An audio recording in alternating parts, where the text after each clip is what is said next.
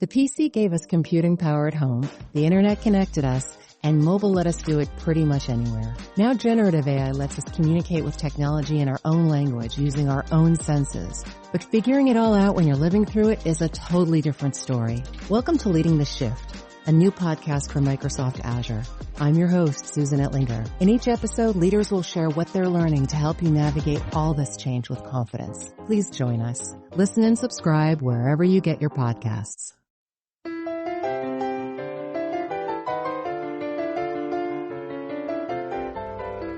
You're listening to the Animation Addicts podcast with the Rotoscopers, episode 76, Sleeping Beauty. Make it pink. Make it blue.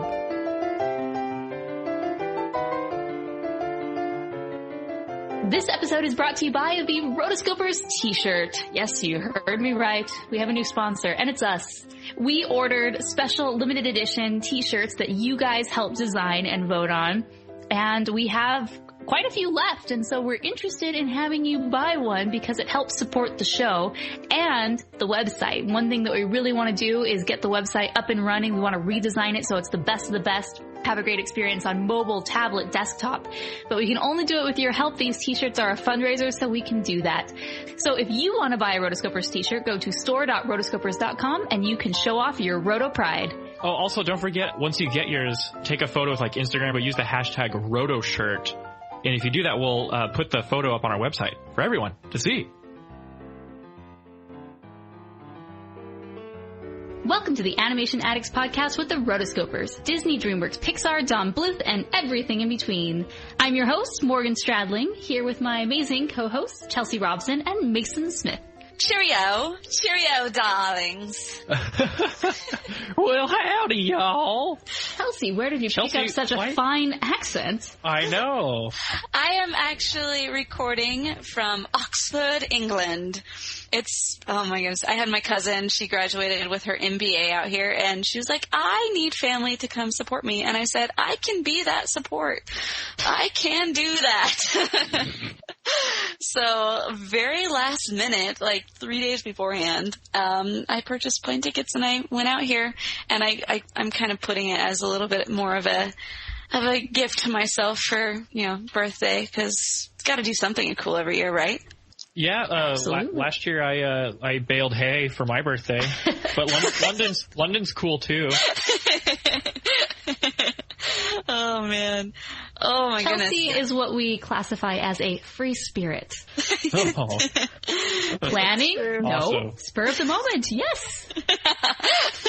It's really funny when Morgan and I have taken trips together. Oh my gosh. It's like completely opposite. I get super stressed out that things aren't planned 4 months in advance. Morgan's probably a total Hermione about it. That's true. I'm like let's do something crazy. That's not on our itinerary. Crazy is not on our plan. Oh my goodness. Yeah, so I've been able to go around, which is really cool because this week, for anybody who is joining us for the first time, we're just a bunch of friends. We get together about every other week and we talk about an animated film. And this week we are talking about the amazing, the beautiful, the aesthetically pleasing and magnificent Sleeping Beauty. And I'm really excited that I happen to be in London. Well, not outside of London. I happen to be in England, to be able to see all these really cool things that was reminiscent of this era. I mean, I'm basically staying in castles. It's fantastic. So you're staying in castles? Well, not necessarily, but high roller. I mean, all of these, all of the different colleges around Oxford might as well have been, because, they were all around the time of the Reformers, so it's definitely not during the Middle Ages, but it's around that time, and it's just so much history, so much cool, beauty too, which is exactly what this film is. It's every little bit of the most beautiful architecture and a lot of the art in general that was around this time, and I'm just so excited to be able to talk about Sleeping Beauty right now. Excellent. Yeah, I was really excited to, didn't we want to do this like right after our first episode, Beauty and the Beast? Oh, this has been on the docket for a long time. Yeah, so I'm excited. A good old Disney classic fairy tale with a princess. Very good. Very good.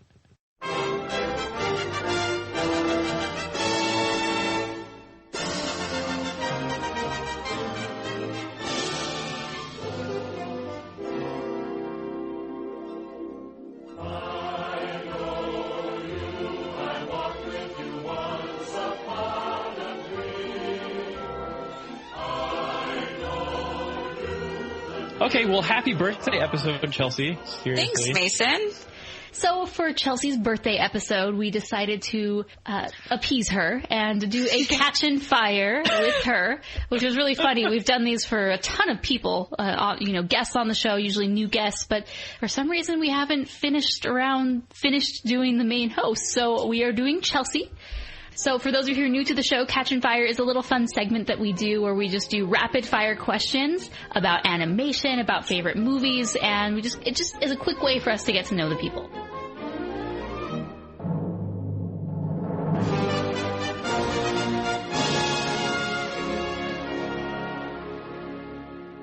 Well then, how about a quick round of catch and fire? Catch and fire? You mean me? You're the only one with enough courage. So Chelsea, are you ready? Ready and waiting. Okay, first animated film you remember seeing? I remember seeing 101 Dalmatians. Favorite cartoon growing up? Gargoyles. Favorite animated movie? It was Beauty and the Beast. Beauty and the Beast. Favorite animator / artist? Mark Davis. Classic animation or CGI? Classic animation. Favorite animation studio? Oh, I'm a Disney girl. Disney or Pixar? Disney. Leica or Ghibli? Oh, I'm going to go with Leica. Disneyland or Disney World? Disneyland. Disney princesses or princes? Oh, that's a difficult one. We're going to go with princes. Ooh, not very many people pick that. I know.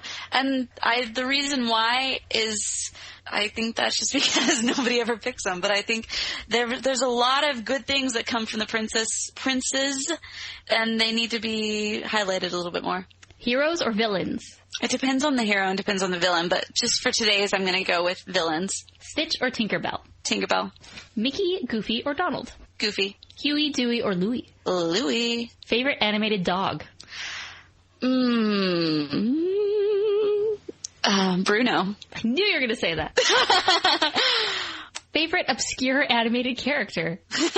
Sit, Toby. He's my number 2. Nice. People or anthropomorphic? Anthropomorphic. Songs or no songs? Oh, I wonder what. We're going to go with songs. Great Pumpkin or Headless Horseman? Oh, Headless Horseman. Who would win in a fight? These are like cool fall themed questions. We must have added them. And way to go, Morgan. I didn't do that. Who would win in a fight? King Fergus or Stoic the Best? Stoic the Best. Snow White or Sleeping Beauty? Sleeping Beauty. Tiana or Mulan? Mulan. Who would win in a fight? Frozone or Elsa? Elsa. Summer releases or winter releases? Winter. Rasputin or Dr. Facilier? Rasputin. And the big finale, the hardest question of the bunch, Hunchback 2, Return of Jafar, or Cinderella 2? I can't sit through Hunchback again, and Cinderella 2 most definitely not. It would be Return of Jafar. Nice. And the thing is, like, I've watched every single one of those. I'm like, oh, I can't do it again. Oh my gosh, even Hunchback 2? Yes! And it's got, Morgan and I did a video on it. It's actually one of my favorite videos as far as, like, YouTube goes, reviews. Oh, really? Yeah, it's one of my absolute favorites. So definitely check that out if you go on YouTube. I'll have to go back and watch it now. I'll include that in the show notes. Well, good deal. Now we know all about Chelsea. I'm so glad I finally get to do this because I was listening on our episode. The last time we did this was episode 51, Corpse Bride, when Morgan pitched a fit saying that she wanted to do it. And oh my gosh, that was so like, embarrassing. Excuse me, I did not pitch a fit. I was just wanting my turn. Well, what was funny is in that conversation, I was like, I guess I'll have to wait another year to be able to do it. And look what happened. We had to wait a year. But here we go. It wasn't quite the Halloween episode. Yeah, it's fine. We're glad. Yay!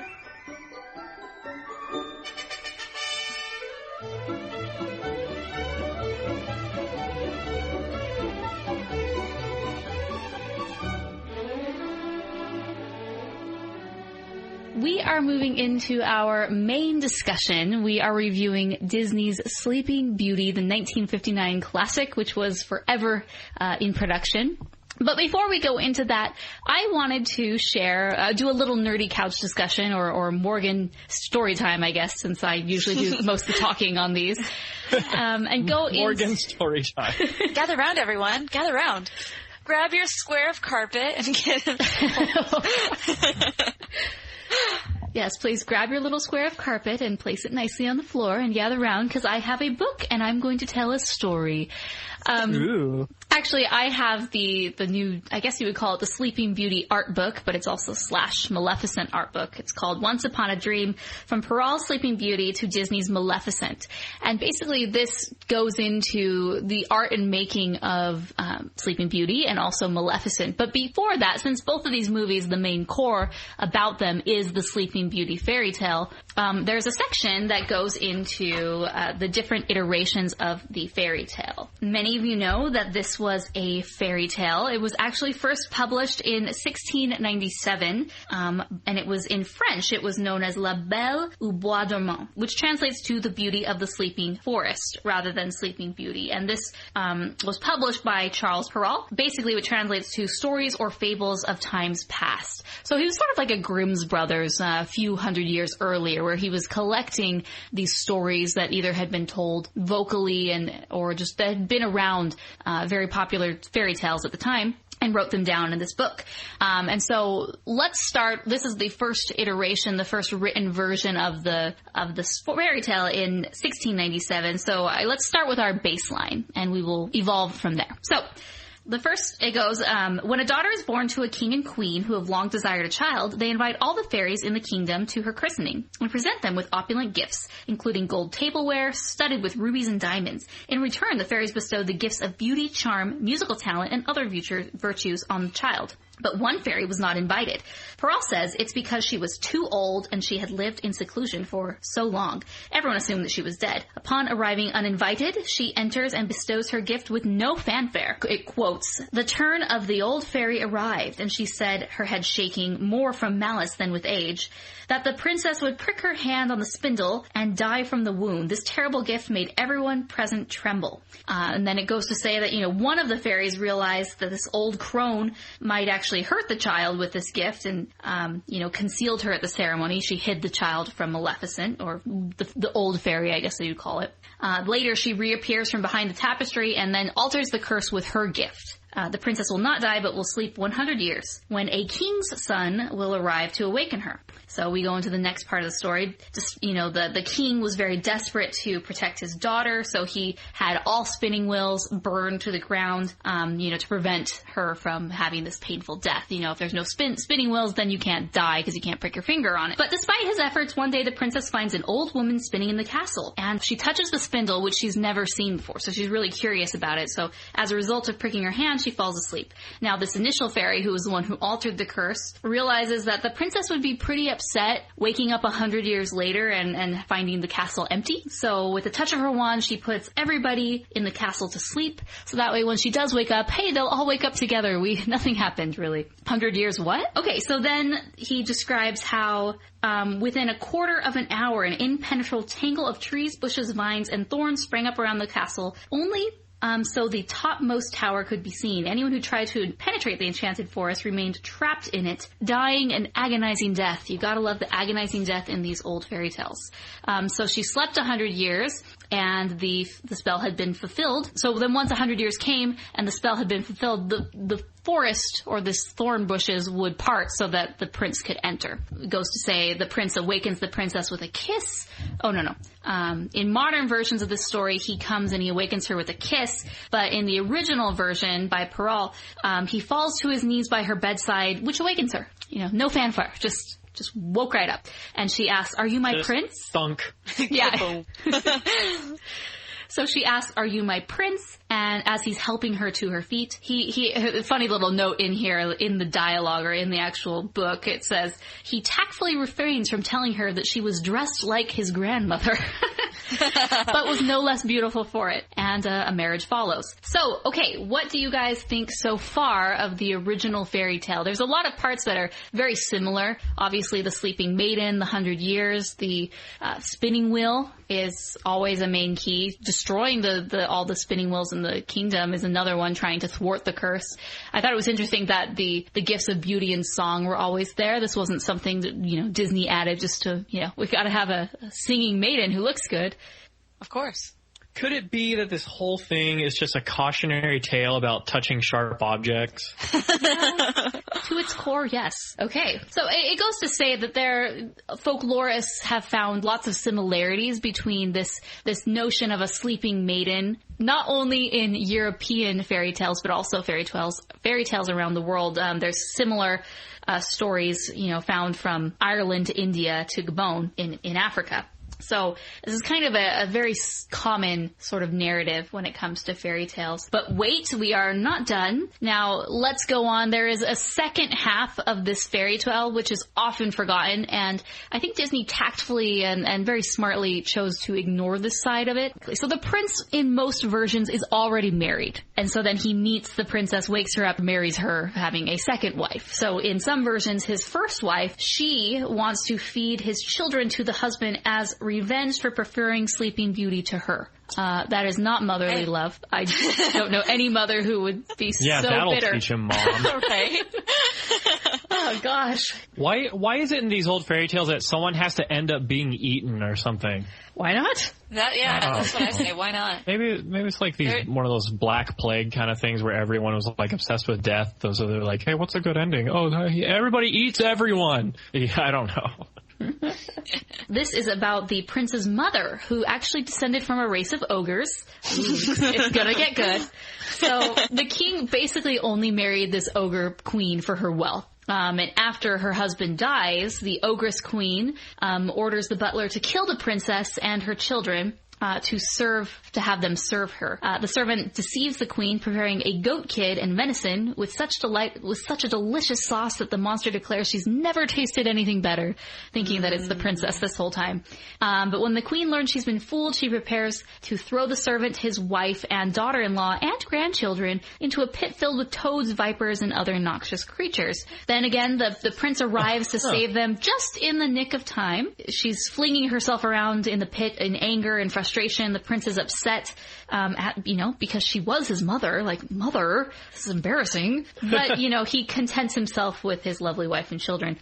Just how, remember when I went and was telling the story of Snow White, they usually have just weird endings. The original Snow White, the wicked queen danced on some hot iron shoes on some coals, so her feet would burn.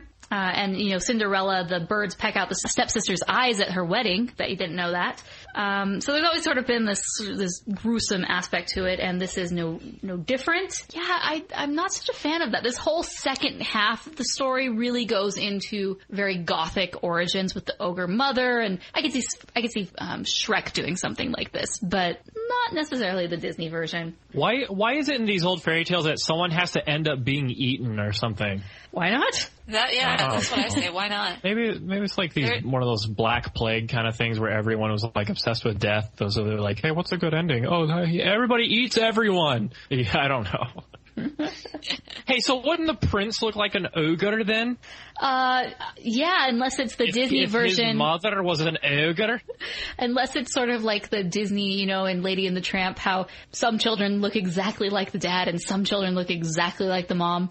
Maybe he lucked out. And they're never like a hybrid. Yeah, no. Oh, yeah.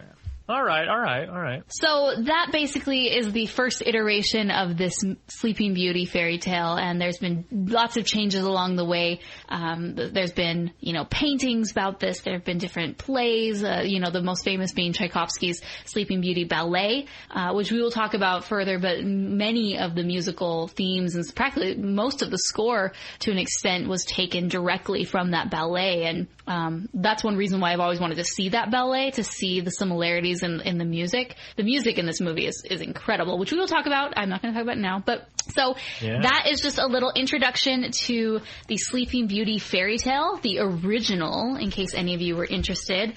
You can find it in this book, Once Upon a Dream. I'll include it in the show notes so you can buy it. I actually really like this book. I know in my review of it with Chelsea, I was a little hard on it because it's bundled together with Maleficent. I would have just preferred them to be separately, but I kind of see this. Ew. Yeah, exactly. Yeah. But if you take it from the perspective of here are two versions of this Sleeping Beauty fairy tale that Disney has done, and just accept it for, okay, they've done two versions and this book chronicles both versions, then I think it's pretty acceptable. So yeah, and it sets it up very nicely by giving you quite a very detailed history about the fairy tale. So check it out. I really like it, and I always learn a ton from these books.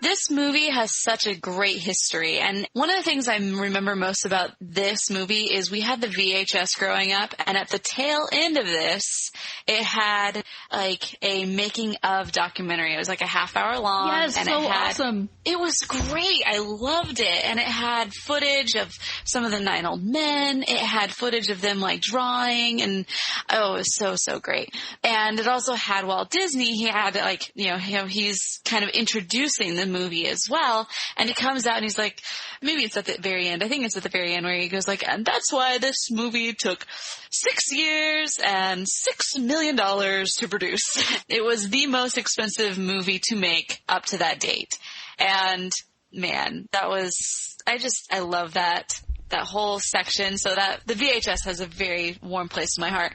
Yes, definitely got me introduced at a very young age to making of and how cool it is to go behind the scenes. I mean, it's Disney's own fault for preparing me to like these so much, because they did this with Sleeping Beauty, and then with their early trailers in the 90s, they would just be sort of a making of trailer, like here's your first look. And I always loved that. I loved seeing the storyboards pinned onto the wall, and very iconic is the Lion King one, where you see where they bring an actual lion into the studio and they're sketching it. It's like, wow. Yes. And, so, the fact that Disney has been a bit lackluster in recent years with some of these making of featurettes is very sad to me. Pixar, on the other hand, is very good. I just reviewed Toy Story of Terror, the 30-minute TV special. And they had director's commentaries. They had various making of. I mean, this is just TV special. It wasn't even a feature-length film. And the amount of detail that Pixar puts into their releases is definitely sets the standard. So if only Disney could go back to this. But anyways, going back to Sleeping Beauty, I just thought this was just a really cool add-on. I don't think it was really even necessarily advertised on the box that this was included, but it was. And always remember staying tuned to the end credits just so I could watch it. It was neat. Yeah, totally neat. I remember seeing, it was like a shortened one. It was like a 20-minute one. Mm-hmm. The only thing I remember from it was Prince Philip, like an actor, Prince Philip, fighting off this like puppet thing that was supposed to be the dragon. He's like flinging that sword around. It was like, how did the animators draw that fast to figure out what he's doing? And it even had the voice of Aurora, and she was always fun for me to watch. I was like, she sits there, she's like, I think, I've always done really well with some of the younger generations because I was able to play this role, and I was, he picked me because I was able to go up into that higher register and everything. I'm like, you're kind of a diva, and I kind of like you. And her hair, I just remember it was like so completely 80s, 90s that it was just amazing. Like really, really big hair. Fantastic. Nice. But yeah, I mean, in the box office, it made $51.6 million. And if you were to adjust that to inflation, that would be over $606.8 million. Yeah. So that's a big deal. It definitely made its money back. I mean, $6 million at the time, it was so above and beyond what they spent that it was a big deal. You know, so I'm glad that it wasn't a flop. And this movie actually was one of the ones where Walt's hand wasn't necessarily involved in this movie as much. And some people say that you can feel that. But he really gave a lot of creative directive to the directors, and there were 4 directors: Clyde Geronimi, Les Clark, Eric Larson, and Wolfie Reitherman, which is quite a few for the time. But you know, they all have different parts that they play and different segments that they direct. And this was a big undertaking for the studio. It was forever in development, it seems. Especially reading that art book, you get a real understanding about how important this film was. And, you know, like I said, Walt wasn't around because he was really overseeing the construction of Disneyland. But I don't think the movie really falters for that. I still think it's remarkably well done, artfully executed, just the style and visuals in this movie. I mean, when you hear some people send in emails, and I was reading through those, and every single one of them mentions the backgrounds. It's just on a different level, I guess, that they stand out. You can't help but notice them. Yeah, I remember this was last year, about a year and a half ago, I was over at my friend's house, and they had the DVD of Sleeping Beauty, and it was the Platinum Edition, and I put that in there, and I'm watching it, and I was just blown away, just looking at it. And I remember at that time I was like, come on guys, can we please do this again soon? But, you know, we just had to wait till it's time. But, oh man, every ounce of this, one of the biggest things, Walt just really wanted to have a moving picture. Like, you're just watching this picture move. And that's exactly what they got. And it was just so cool. I love the backgrounds, even every little detail in the bushes. And they outdid themselves on every form. Yeah, he said he wanted a moving tapestry. Yeah, tapestry. But I recently watched the Picture Perfect, the making of Sleeping Beauty. It's a little mini documentary on YouTube. Nice. Well, that you can see on YouTube, you know. Oh yeah, spectacular.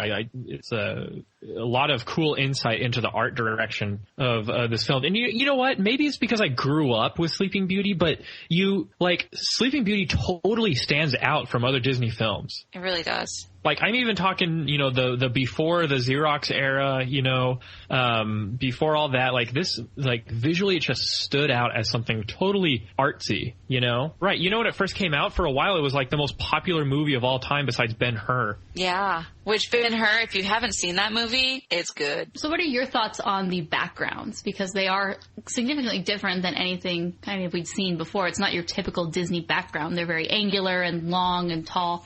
Yeah. So this is straight out of the Gothic style. Like, they literally looked at these paintings of pre-Renaissance, not quite Renaissance, but this kind of Gothic style of elongated figures, very fashionable. I was just reading about this in my history of graphic design course. And then the colors are just crazy vibrant. In fact, I watched in this documentary how the animators, the cell painters were having a hard time picking colors that wouldn't have the characters clash with the backgrounds, because the backgrounds are just spectacular. I mean, I have a mini art book that has some Sleeping Beauty like layout backgrounds, but I know there's a whole layout background book that Disney put out that has a bunch of Sleeping Beauty stuff. I love it a lot. I was reading the art book, the Once Upon a Dream, and they were talking about how, you know, you mentioned the colors in these backgrounds, and these backgrounds are so long because it was filmed in Super Technorama 70 using 70mm frame. So it was that much longer of a background than your typical animated film, which means, you know, all sorts of things. There's more painting, the more paint you have to do. There's more animation you have to do just to even get a character off screen.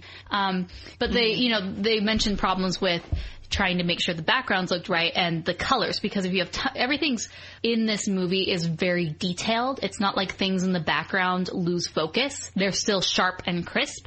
and along with that, the colors. And so they showed one picture, and it's in the castle, and in the background, there's all these banners and colors and super bright, tons of stuff going on in another, I guess, down the hallway, in a room. And in the forefront, it's the king looking over, it's either the king or the fairies or one of the main characters looking over a balcony, and it's very muted in the forefront. And they just talked about how this was a way that they did it. They still had this color, but they balanced it so you weren't overwhelmed, and that still directed your eye to the character where you needed them to see. And as I've been reading that book, I'm just completely fascinated with, the process and color. And I'm not an artist, but I like learning about, oh wow, that is why my eye is turning to that particular person and whatnot. But really fascinating how they designed this film. Yeah, I remember when I was doing this 2D animation course at BYU, and they broke out the layout and background book, by Disney, and they had the pencil drawing of the scene where they burn all the spinning wheels in the kingdom. And dude, it doesn't have, because they throw the torch on there and it all lights on fire, but you can see that the artist drew every single spinning wheel. Like, there's none of that kind of abstract, thing where they just kind of paint a blotch in a couple of lines. It wasn't like 101 Dalmatians, that kind of style. They painstakingly drew every spinning wheel. I mean, it was like a Dick Williams kind of thing. How intricate it was. And oh my goodness. And then, like Morgan said, exactly, they were in a super technorama, and so the artist didn't know what to do with all that space, with these huge spaces that they had to draw and paint on. And so they really turned it into this panorama of art. Walt Disney chose Ivan Earl as the art director, and they talked about in this documentary about how take Mary Blair, for example. Mary Blair had done concept art and preliminary art for a lot of movies, but by the time it hit the actual final cut, her style was kind of muted by all the license that the artist took. And so you didn't get a real, aside from a couple of shorts, you don't really see a lot of pure Mary Blair in Disney film, animated film. But Walt Disney really wanted that to not happen with Ivan Earl. He chose him as the art director, and Ivan set out with this clear vision of what he wanted to do. And it's exactly like Chelsea said, the Gothic style is extremely detailed. You can see every leaf on every bush. You can see every spinning wheel, and everything is so vertical, from the castles to the banners to the actual people.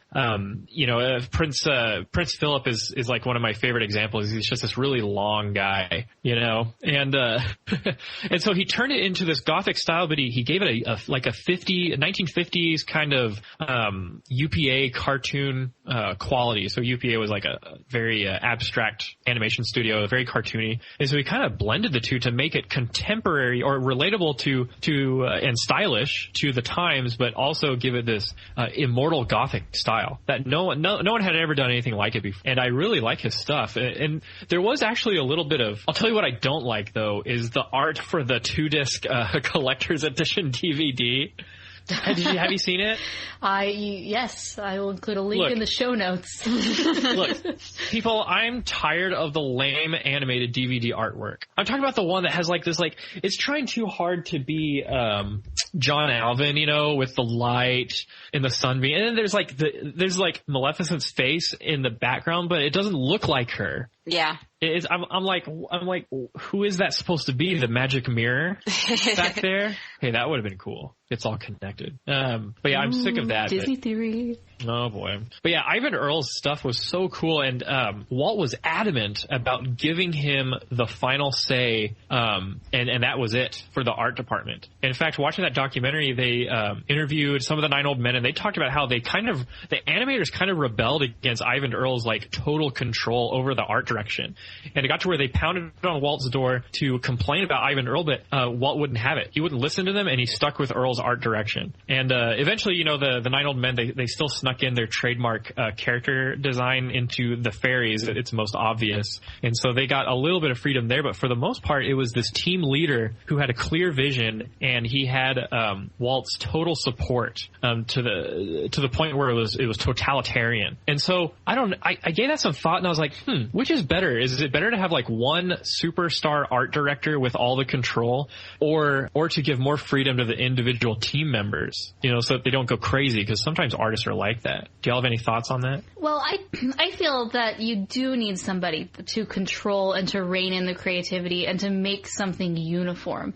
And with this, it comes really close to matching Ivan's original vision and something that we hadn't seen before because, like you said, it kind of gets lost in translation and the original inspiration gets muted. And so this was as close as we got to something like that. But, when I was watching this movie, I did take note of the characters, and the characters are really cool and angular and tall and graceful. And then you have the fairies, and I remember watching it thinking, what happened to them? Like, why did they have to get round and bulbous? And they're jelly-filled triangles. Yes. Is what they are.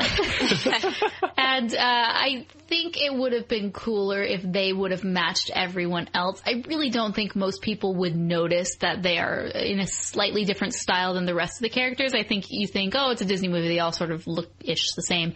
But I did notice that this time around. At first, they wanted to make them very uniform and very much the same, kind of like the Huey, Dewey, and Louie.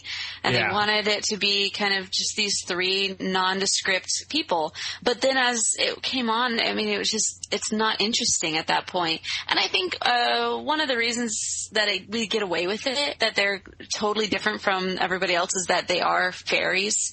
So they're not real, I guess, so they're already different. Yeah, but Maleficent is a fairy. Yeah, but she's a dark fairy. Yeah, she falls in the line. She does, for sure. But she's also very... more human. I don't know. Well, actually, that's actually something that was really funny. Is I love in the book that Morgan has been going through, it does talk about Mark Davis did Princess Aurora and Maleficent, and then Milt Kahl did Prince Philip. And I remember in the book it talked about both of them were very jealous of Frank Thomas and Ollie Johnston because they got the three good fairies, and they were kind of off. There was really no model that they were going by. They were just kind of going free form, and they're just doing their own little thing, while Mark and Milt had to be extremely grounded, extremely firm, extremely meticulous in everything, and they were just like, I wanted to kill my characters by the end of the film. But that's kind of why Walt put both of those guys in charge of those characters, because they were the best at what they did. And as far as the freeform with the fairies, it was just something different. They were off-putting, not off-putting, but they were just different. They were their own people. Yeah. Well, I think they wanted to make some of the characters to not look as serious, because Sleeping Beauty was one of those films where they tried to make a Disney film without the little comedic relief subplots, like the mice in Cinderella, you know what I mean? Mm-hmm. And, the dwarves, all their, comic relief with the stuff they would go off and do by themselves. In Snow White, and so they tried to eliminate it. It's still there in this film. There is a couple sequences, but I think maybe to kind of, I don't know, give a little bit of joy and like that Disney humor, the funny looking characters, they put those in. And then we open up with like this huge song, even the song at the beginning sounds like Renaissance. You're talking about the no. Hail to the king, hail to the queen. Yeah, all that stuff. Yeah, I like this intro. It's great. They're all marching around the castle. They all look like Renaissance paintings because there's no like space between them. They're all like they're all in profile. It's so cool. The movement is very up and down, and they don't flow very much. It just kind of feels like almost cutouts just being moved across the frame. But it's pretty and interesting. And they pull it off to where it's artsy and not cheap. Yes. Mm-hmm. Exactly. So that's what happens when you have money. Gimmicks like this work. It's not really a gimmick, but speaking of, we skipped over, probably my favorite is the classic storybook.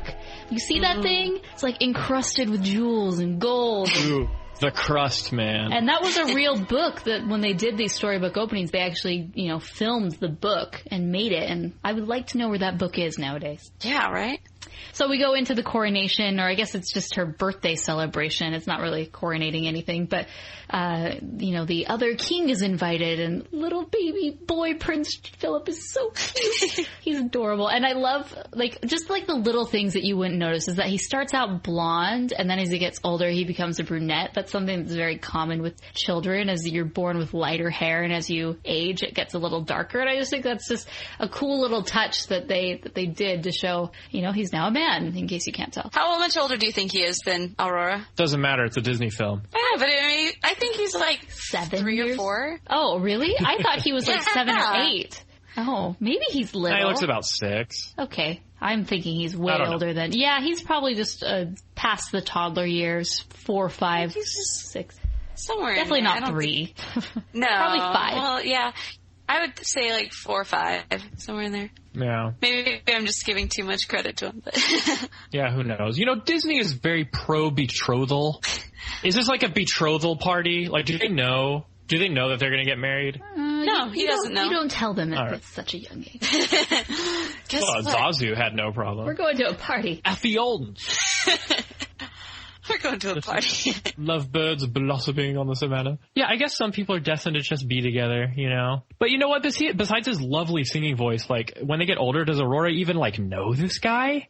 No. Because she doesn't, besides this day, she doesn't know Philip. She doesn't talk to anybody. I'm concerned She about doesn't know anybody. all she can carry a conversation. She's had a conversation with her 3 peasant women. 3 moms. It's like this weird polygamous family where there's 3 moms and no man. Gosh, Aurora, what a messed up childhood. No, she knows they're her 3 aunts. aunts. Yeah, her aunts. Okay, I get it. I'm sure that she's heard stories and, they have to tell him something. Yeah, so the Castle Yeller guy is yelling and he's like, Flora, Fauna, and Merryweather. So they float in, even the rabble. That was the music. The fairies okay. It's funny for me to say this, I suppose, but I love the fairies. They got a good dynamic. They're kind of like the Powerpuff Girls. Yeah. Except the colors don't match up. But there's the one that always has to be the leader, and then there's the grouchy one, and then, there's the really sweet neutral one, and I love all their personalities. They just work so well. So I know one of the voices was from the Bob Hope show. I think that was Fauna. Uh-huh. And then there's some long-time Disney voices. Yes. Merryweather. Do you know who voices Merryweather or what else she has voiced? Oh, that's obvious. It was Lady from Lady and the Tramp. Yes. If you hear that, you cannot unhear that. It's true. But, she kind of changed it, Yeah. She's a little more squeaky as a fairy in Sleeping Beauty. Yeah, exactly. But just a pinch. That was Barbara Luddy, who did Merryweather, and I think the most famous of the 3 fairies is Verna Felton, who did Flora. Now, she's been in a lot of things. Do you know what else she has voiced? There's quite a few. Okay, I didn't cheat, but they did go over these in the documentary that I watched, so I'm going to try to see what I remember. Okay. One of the gossipy elephants from Dumbo. Yes. She's like, Jumbo Jr. Surely not. Over there. She's that one, the really pompous leader one, Yep. This is not a laughing matter, Okay, I'm drawing a blank here. Can you help me out, Chelsea? She voiced another Disney elephant quite a few years later. I don't know that many female Disney elephants. Winifred, which is the mother elephant from Jungle Book. Winifred, old girl. Those were the days. Discipline was a thing. Oh, I gotta add that to my video. Yes, you do. That's perfect. He's like, honey, haven't you forgotten something? Our son. Now we're just moving into Tantor's mother. Yeah. Honey, mommy is losing her patience. So she actually did 2 other... Okay, so we got 2 elephants. Yeah, she did 2 other elephants, actually. She was Mrs. She did Jumbo. 3? Yeah, but you don't hear her much, so it's not as prevalent as the elephant matriarch from Dumbo. And then the other one from Goliath 2, 1960, she was Eloise the elephant. Now, I personally have no idea what that is. I have no idea what Goliath 2 is. Is that Disney? Yeah. So that's weird. All right. So there's the only Goliath I know is from Gargoyles. Well, not that one. All right, there are 3. Was she the Queen of Hearts? She was the Queen of Hearts. Good job. Now there are 2 more movies. One which has previously been mentioned when talking about voice actresses. Oh, right. Fairy Godmother. Yep. Last one. Gosh. Who is this lady? From Lady and the Tramp. The crazy lady who lives in the swamp? No, from Lady and the Tramp. Is it Aunt Sarah? She's Aunt Sarah. Perfect. Woo! Oh, that's right. All right. I remember the voice now. No, that's the wrong quote now. It's okay. So, yeah. All right. Well, that makes... Very interesting. She was definitely a favorite at the time. Oh, sorry. Yeah, so the fairies go in and they bestow their birthday gifts. How do you feel about this scene and sort of the change in style? I guess if you... Trippy, man. It was always a fast forward for me. Well, it is definitely it's the slow moment that they usually skip in the sing-along VHSs. Let's just say that. Right. It's all very theatrical. Yeah. Like it's got this theatrical element to it where they have like this limericky monologue, a poem about what it is, and then the choir's like "Lips of Rose" or something like that at the end. You know, they always have to chime in. You know, it's like I love that choir. Like the king has just got this 24/7 choir that's just there to back up. You know, he's like, "Hey, can you take care of the shop? Gonna use the John. He's going to use the toilet." You know, they're always there to back up what everyone said. Oh, I like it. You get this like super trippy kind of imagery, like we're flying through the galaxy, and then Aurora's like sitting on a windowsill, you know, and then she's like sleeping in like a moonbeam, you know. I'm like, far out, man. It's true. It is a bit different, huh? So I liked the red one. Like I just liked how they did with all the red colors, but red's red always roses. my favorite color. So that's something that I always like. It's like, yeah, that's cool. But all the other ones, I was like, fast forward. Yeah. And then here's one of the best moments of the movie. Little princess, my gift you is... Yeah. I was like, talk about a jump scare. It was going to be something like, you'll make a lot of money. Dang it. And they're like, that's it? Meriwether, that wasn't that poetic. Yeah, she'll make a lot of money. Okay, shut up, choir. That wasn't good. Yeah, okay, here comes a real villain, folks. The mistress of all Rasputin, evil. take some notes here. Mistress of all evil. She is the ultimate villain when I'm thinking about it. Like someone was saying in one of the voice emails, they were talking about how she's sort of become like the leader of the Disney villains. And it's true. She really is the epitome of all evil and villainous and just bad guys. She is. In Fantasmic, if you go to Epcot and Fantasmic, the whole thing was her idea. Not to mention she's behind everything in Kingdom Hearts. Sorry, spoiler alert. But you know that. She of course is Maleficent. It's a little more deep than that, but she is involved. I think she's terrific.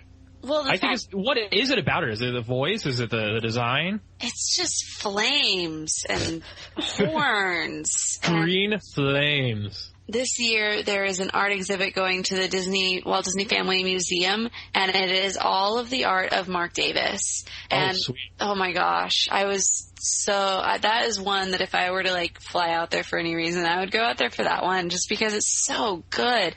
Then everything that he does, like I was just looking at some of the concept art, you know, even just like, you know, one sketches that he did of her that they're amazing. And you look at her and you just think you are one not to be trifled with.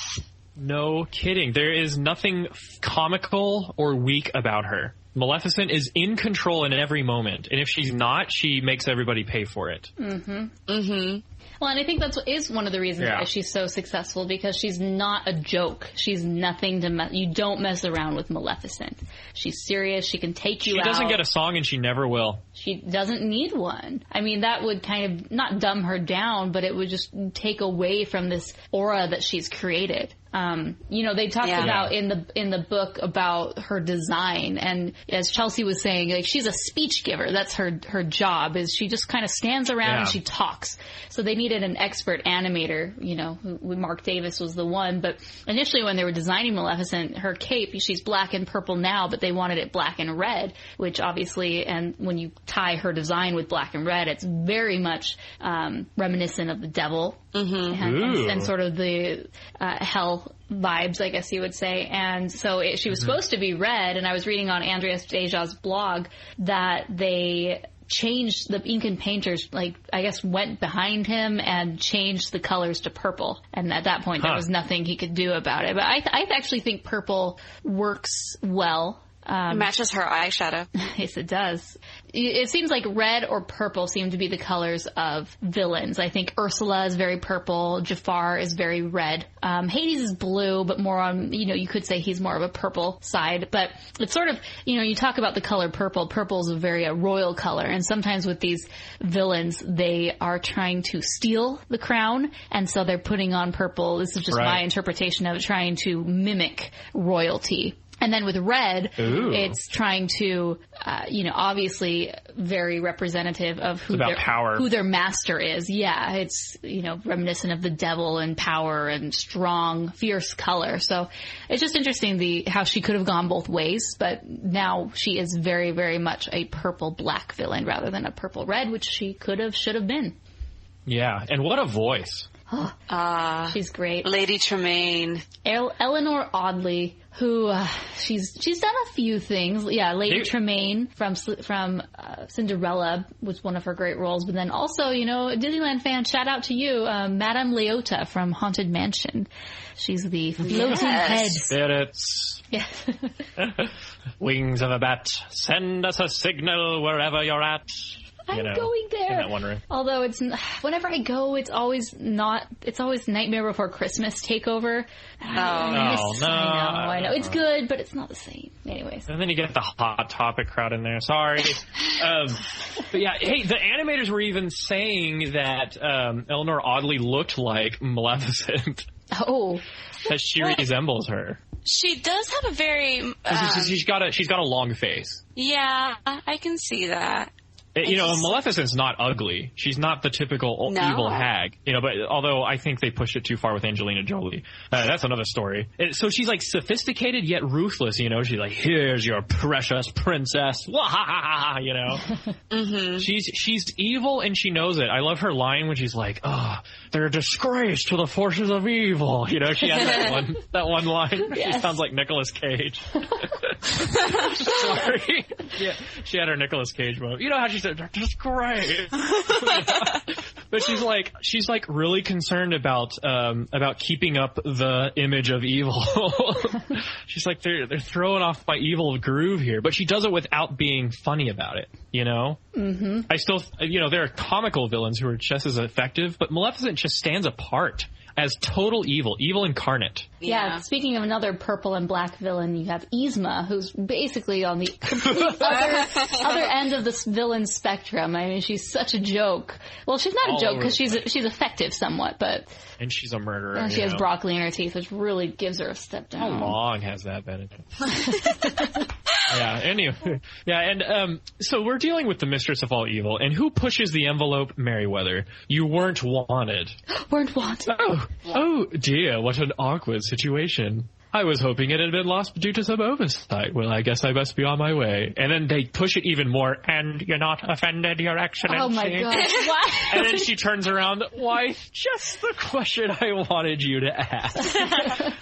They could have just let it go. Sent her a gift basket, and then she would have just gone back to her castle. Maybe.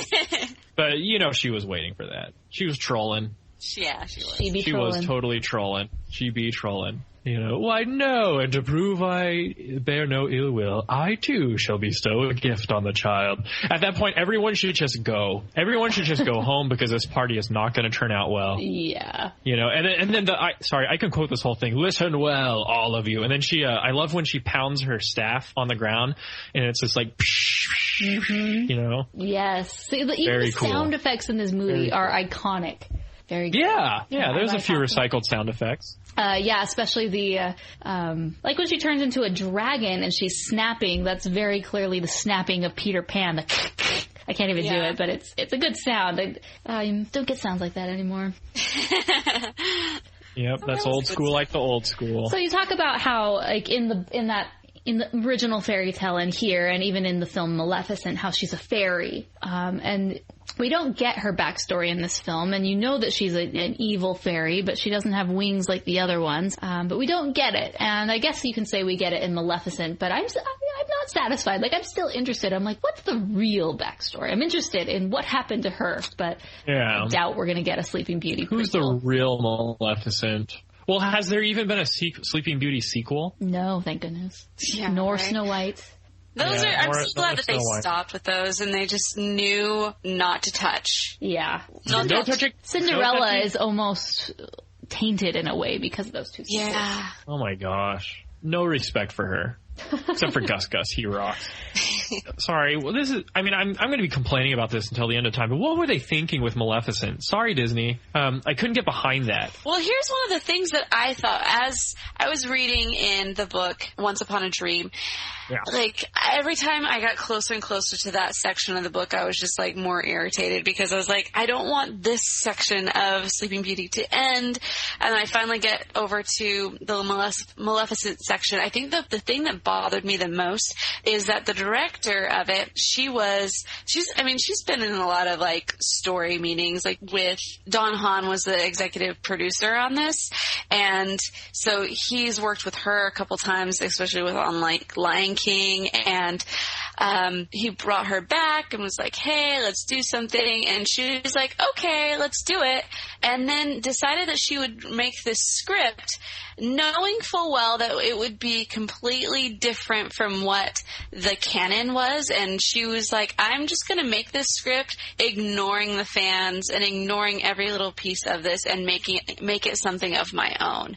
And see, that's what really bothered me about it, is because, like, I understand if you want to make something your own and want to make it good, or whatever you have in your heart type thing, but it bothered me so much because I felt like it was just a fan fiction. Because, yeah, you like the story, but you're going to, like, differ, and you're going to be like, no, I'm going to do it something different. And I felt like if you're going to do a sequel or a remake or something like that, you do have to pay that nod to the fans. Otherwise, it's just not going to go very well, and it's not going to be held on to. I'm okay with the source material. Yeah. Well, no, I mean, I'm okay with you making your own version. It would have been better if a different studio did it so you could separate the two, but because it had the Disney name tied to it, it made it really hard to make them seem as though they are two, because they are. These two movies do not in any way, shape, or form, like, overlap. Even though in Maleficent it has the line where it's like, oh, and the story was just fake. It didn't really happen. This is the real version. It's like, oh gosh. I would have been okay even if Disney had made that separation really clear. Like, this is just another take on the Sleeping Beauty story. But the way it was presented kind of gave the false impression that it was supposed to be some sort of tied to Sleeping Beauty. Mm-hmm. Well, and in the marketing, they tried to show, like, the exactness on, here are specific, when they come in and they have the exact scene of the baby's christening. And she comes in, says the same thing, has the same movements, and, like, they focused so much on that scene because it was so iconic that they wanted to win over the fan base, like, by getting them in on it and getting that early acceptance. But then when you, like, go so far against it that it just is bothersome, and that was what bothered me. Oh, so bothersome, man. It was bothersome. No bother. Just so you know, Maleficent is a fictional name given to just Disney's version of the bad fairy. So that's another thing. By using the name Maleficent, you're definitely tying it to the Disney version, which is hard. Oh, yeah. But we can't rag on Maleficent that much because so far it has made $754 million in the box office worldwide. Oh, surely mostly international. Anyway, I hate to be such a snob about that movie, but I don't know. Maybe we should have a whole episode of how we feel about Maleficent. Just get it that all would not out. be positive. It would not be positive. That would not be very Grab your torch and Rotoscoper-esque. pitchfork. Yeah. Bring out the guillotine. Anyway. with her head. Anyway, well, we do know a few things about the real Maleficent. She knows everything. Mm-hmm. And people refer to her as royalty, Your Excellency. She's, although she doesn't seem to be like the evil ruler of the kingdom, She's no wicked queen. According to Disneypedia or whatever that site is, she has been crowned as the leader of the Disney villains, and she takes on a leadership role as the bad guys go in a lot of Disney stuff. Did you know she never directly interacts with Aurora? There's no direct confrontation with her besides at the christening. She's that good. Well, which shows that she really it wasn't about Aurora. It was just about doing the evil deed, spiting King Stefan, for not being invited. Right, and King Stefan won't have it, He sends his Renaissance guards after her. I love how there's this dramatic shot, of him going, see that creature, stand back, you fools, and then, just this automatic row and column of 50 soldiers with halberds comes up, and it's like the card guys on Alice in Wonderland, that kind of style. Yeah. Man, it's just brilliant art style, And then, did you notice that she totally leaves Diablo, her crow, behind? Yeah. She disappears, turns into an aura, then the aura disappears, and the bird's like, hey, wait. Oh, she always does this. I have to fly all the way back to the evil castle. He's a raven, actually. They use a lot of ravens because a raven or a crow is such a quintessential bird, But, Roy Disney was talking about in that documentary. He's like, you know what? We did use a lot of crows and ravens back then. Crows and ravens. It's true. They just got really good at drawing them. And they're like, just throw one of those in there. We've done it enough. Yeah. I love it when, King Stefan's like, seize that creature. And then Chifu in the background's like, that creature's not worth protecting. See, when I think of that line, I think of The Great Mouse Detective when it's the fake queen. Seize that despicable creature. Oh, that's right. Yeah. And then Merryweather kind of brings it back, Aww. She's like, well, I guess the money's out, but I can do this. For true love conquers all. I'm mega quoting this. I know. But yeah. Not in death, yeah, but just in sleep. This evil prophecy you'll keep. Man, you can't one-up Mason on an episode today. Not Sleeping Beauty. Yeah. You're the king. Oh, man. This is kind of embarrassing. No, it's awesome. Well, everybody who's seen the podcast knows I have a phonographic memory, in that I can hear something and I can recite how it was. Mm-hmm. Yeah. Just ask my mom. I mean, she deals with this all the time. So, okay, now the big drama, the big confrontation is over, and so the fairies are kind of left to their own, trying to figure out, okay, what are we going to do here? And then they say, shh, even the walls have ears.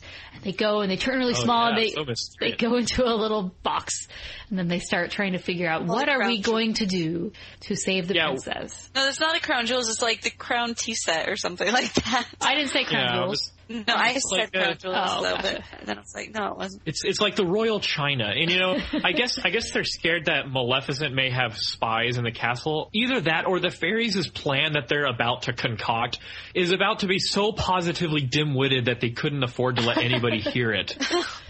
And they knew it. She always ruins their whole thing. Is the fairies are like they just want to fix this thing by covering their butts, because I don't know whose job was it to pass out the invitations.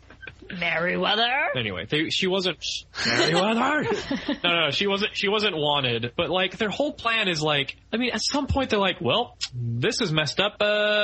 Deep sleep over the whole kingdom. I know. Maybe it was Merryweather the whole time that was just she was the one that hid the invitation, and they didn't. The king and queen didn't even know. Drama. And so that's why she has to be like, you're not wanted. Hurry before anyone else says anything. This is part of that. This is part of the real backstory. You're not mad at this bad thing?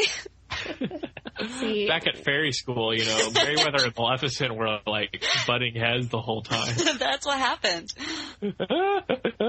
Oh, the fan art. Anyway, so I don't really like their plan. So their first draft is to turn Aurora into a flower until Maleficent sends a frost. See, a flower can't prick its finger. It has an enemy. Oh my gosh. I mean, why would... Where did they go to school? Where did they get their education? Why would Maleficent send a Frost? That's the thing. Like, this was actually a pretty good plan, because she always ruins... I know, but she was looking for... She never found out. No, she was looking for a young girl this whole time, so if they just would have put her in a potted plant and gone about their business, I don't think it would have come across her mind to send a Frost. I don't know. Cool. Then when she grew up, she'd be like Poison Ivy from Batman. Origin story. Plant powers. Yeah.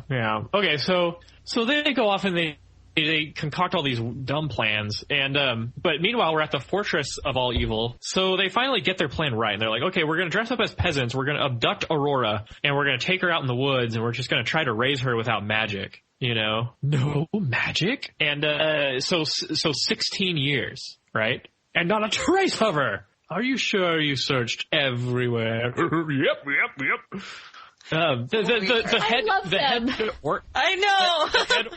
The head orc sounds like the How chief from Peter Pan, or the Attention Everyone alligator from Robin Hood. All the cradles. Oh, those poor guys. Yep, every cradle.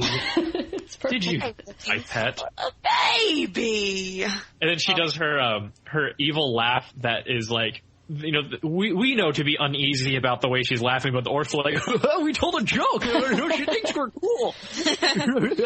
And then, fools, idiots, imbeciles. Poor orcs. Oh well, they're robust. They're goons, they can technically. Yeah, they're goons. So what was that about the whole, I always thought they were orcs, but there's some like classic art inspiration behind them, apparently. So, yeah, they have their roots in a famous Dutch painter named Hieronymus Bosch. Is that how you say it, Mason? Oh, yeah, that guy is awesome. He had the greatest imagination. So they're definitely reminiscent of him, because he was sort of a medieval-esque Renaissance painter, and goes into these weird creatures with, human bodies and weird heads, and then animal bodies. Grotesque. So I'll include a link to Andreas Deja's blog where he talks about the creation of the goons. Bill Peet designed them, and they actually were a little bit more UPA style initially, but yeah. And John Lounsbury, he was the one who animated most of the goons, including their pig-like leader, I should say. But I like the goons. He's a moblin. The only thing I don't understand is I have a hard time believing that Maleficent would surround herself with such dopes. She's so surrounded by idiots. Exactly. I wish she could have just turned into a dragon, scooped up Aurora in her mouth, swallow, she's done. But it doesn't go according to plan. Right. It's the plan, master, the plan. It's such a habit of evil, dastardly villains to make a plan. I'll send my evil goons after them. I know, I'll turn him into a duck. Oh yes, it's so evil. They always have to have this evil plan. When if they always resort to a direct approach. They're like the Japanese when they're fighting Godzilla. If they just went to their most powerful weapon right when he comes out of Tokyo Bay, they would have gotten rid of him. But no, they have to prolong the inevitable. But anyway, yeah, so Maleficent, maybe her one downfall was to trust the goons. The goons. Yeah, okay, so we then transfer from the goons, and she says, oh, my pet, go one last time and search everywhere. Or Mason probably knows the exact quote. What am I, some sort of quote nerd? No, I don't know. No. Yeah, you do. I actually don't, but she just say, oh, Chelsea? She's like, oh, my pet. I don't know. Search far and wide for a maid of 16 with golden hair and... Yeah, basically that. Lips red like the rose. Are we getting into Snow White here? Yeah. Everybody wants to have those deep red lips. Well, maybe. I don't. Yeah, no. All the girls. Okay. What's the style at the time? So we go to the cottage, and we're introduced to the fairies as humans, and they're celebrating for her 16th birthday. And so they try to whisk her out of the house and go hunt some berries. Okay, so she's like, berries? But I picked berries yesterday. So, but too bad you gotta do it again. We want more. She's onto them. That's more. So then they start the birthday preparations, and I have a hard time believing 16 years of using no magic, they're still complete imbeciles. I mean, they can't cook for their life. Totally they can't even sew anything. It's weird. Okay, how did Briar Rose get that dress? Gently. 2 tisps. Yeah. What's a tisp? 2 teaspoons. Oh, that's teaspoon. Oh, teaspoon of fun. So my favorite part is the dress that they create, and Merryweather is modeling it, and I would love to see someone cosplay Merryweather in that dress, because it's so hideous but so hilarious. It would be a riot. There's the sleeves that are dangling. It looks awful. That's because it's on you, dear. Snap. Yeah, this part is great. You want to see a real wizard's duel? When Flora and Merryweather start going on about the color of the dress, oh my gosh, it's great. Mm-hmm. Make it pink. They just blow up the whole house. They should have been like, make it pink. Oh, make it blue. Make it pink. Avada Kedavra! You should have just been done with it. I'm done with this. What happens to Merryweather? Oh, nothing. She went and got herself blown up. So we move on to the singing in the forest. It's her trademark because she was given the gift of song. Oh, I love this song. It's probably my favorite of most all of the songs. And my brother and I will all start singing this, and all of a sudden he'll come in right at Prince Philip's spot as well, in his shockingly operatic. Yeah, the guy who did his voice was a pop singer, as pop as you can get back in the 50s or whenever they did this. I did not know that. And Aurora's singing voice was more operatic, obviously. Right. Yeah. So I love the shot where she's singing and going across the log, and then the camera does this cool track under the log and through it, and then in the background of the forest there's Philip, and it just kind of seamlessly kind of zooms in on him. Mm-hmm. That was cool stuff back then. Yeah. Of course, the drawings that they were dealing with were huge, Mm-hmm. Yeah. But I love that shot. And then, of course, there's the forest animals, forest critters. Aww, so iconic. They're cute. The great design. So I love them. That's where they incorporated the very stylized UPA. I think Andreas Jayshaw had a blog post. It was of all squirrels, this is the ultimate squirrel that has ever been drawn. All right, so Aurora, we're going to her design. I think her voice is amazing. And same thing with the prince. They have just this way of speaking about him, these American accents, I guess, that are just, you don't hear people talk like that anymore. It's a bit more sophisticated and not so yeah, totally, very classy. And her singing voice is just a dream. Yeah, there's no lame, weird singing lines about being elated and gassy. No. Coming from this classy cat. Mm-mm. Oh, no. So I don't know. I love sort of her design, her animation, obviously done by Mark Davis, one of the greats. Just the way she moves is beautiful. And her hair, she has these Art Deco curls in her hair. Just the way that they curl and they loop. Just very, very iconic and striking. And I think she's one of the most beautiful Disney princesses. I think the way that she's been translated nowadays as a princess doesn't do any justice to how beautiful her original design was. And I also love that her hair is sort of this ashy blonde. It's ashy golden, I guess. It's not this bright yellow, which you see nowadays when you see her. It's this gross yellow blonde, and it's so pretty in the movie. It makes me sad that they can't just, we don't all have to be yellow hair. Yeah. Yeah. Well, Prince Philip is just totally mesmerized by her voice. He's amazing. Oh man. Prince Philip, can I just say this is my Disney crush of all Disney crushes. What happened to Flynn Rider? No. It's not even Flynn Rider. No. He doesn't hold a candle to Prince Philip. Plus he's a bad guy, and no, this guy's class all around. Yes, exactly. Right. And he's, the best part about him, we're jumping to the end, but it's he's the one that, did the most. He fought the most, and he was just, ready there. But I love him in these scenes right at the very beginning, where he just comes out as an actual person. You see him as, an extra bucket of oats and maybe a few carrots. Well, he just goes flying off by the horse, and then he falls into the lake, and he's no, carrots, and does the whole thing. I love it. He's just, he has personality, which is something that none of the princes had. And that's one of the reasons why when in my Caption Fire, I said princes, because it's like they need to be more like this prince. This one is the man. Well, one of the few Disney princes that was always a prince before he became a prince. It's true. There's no like coming of age, get rid of your major character flaw thing with that, like they did with Aladdin. It's true. Or Flynn Rider. Mm-hmm. He's very constant. Yeah, and that makes him strong. Exactly. Yeah. Love me some Prince Philip. Yeah, there's talks of wood sprites. Maybe it was a mysterious being. Wood sprite. What? Hey! Yeah, all that stuff.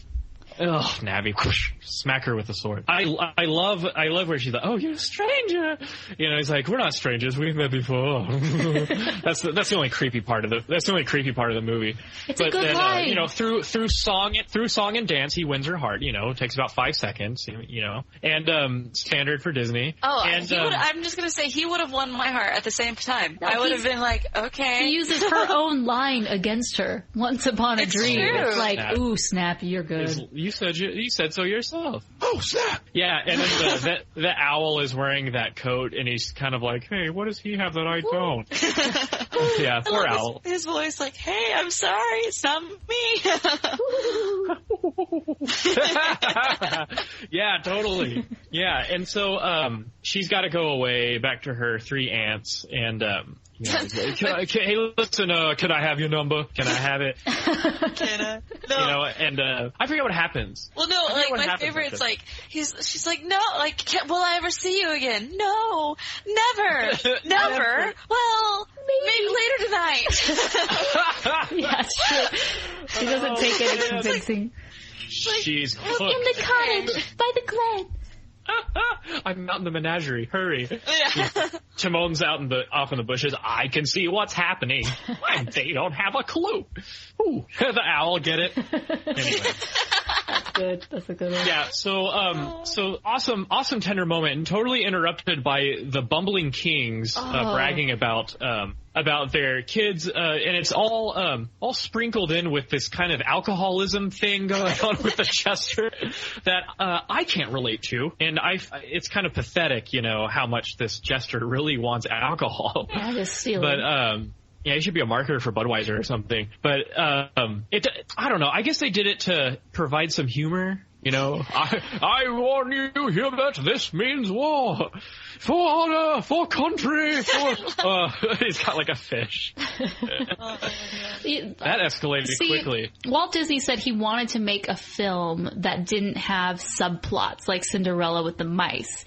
And for the most part, this movie does pretty well. There aren't subplots because, Maleficent's plot line is important, and Aurora's and Prince Philip, but I see how this relates because Philip has to go back and let them know to give them the clue that, oh, it's the same girl. And, oh, no, it creates an issue with the king. Like, oh, he's fallen in love with his other girl. Now I got to tell them. This is going to be so embarrassing.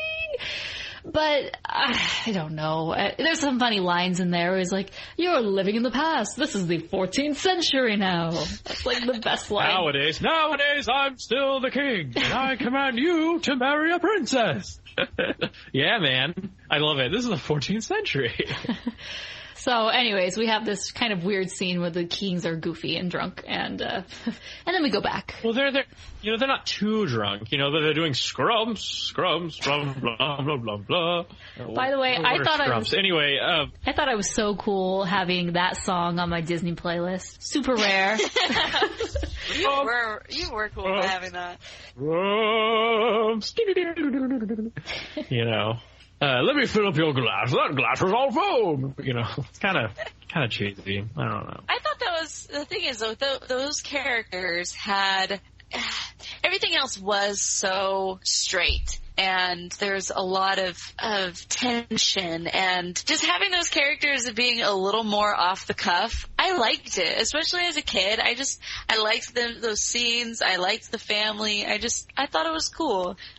Yeah, yeah. I think the little squat fat king reminded me a lot about the Grand Duke, from Cinderella. He was kind of that same easy to lose his temper kind of guy. Mm-hmm. Yeah. So we go back to the cottage in the glen, and they drop the bomb on her. That she's actually... You're a wizard, Harry. You can never see him again. They're so forthright. They're like, you can never see that boy again.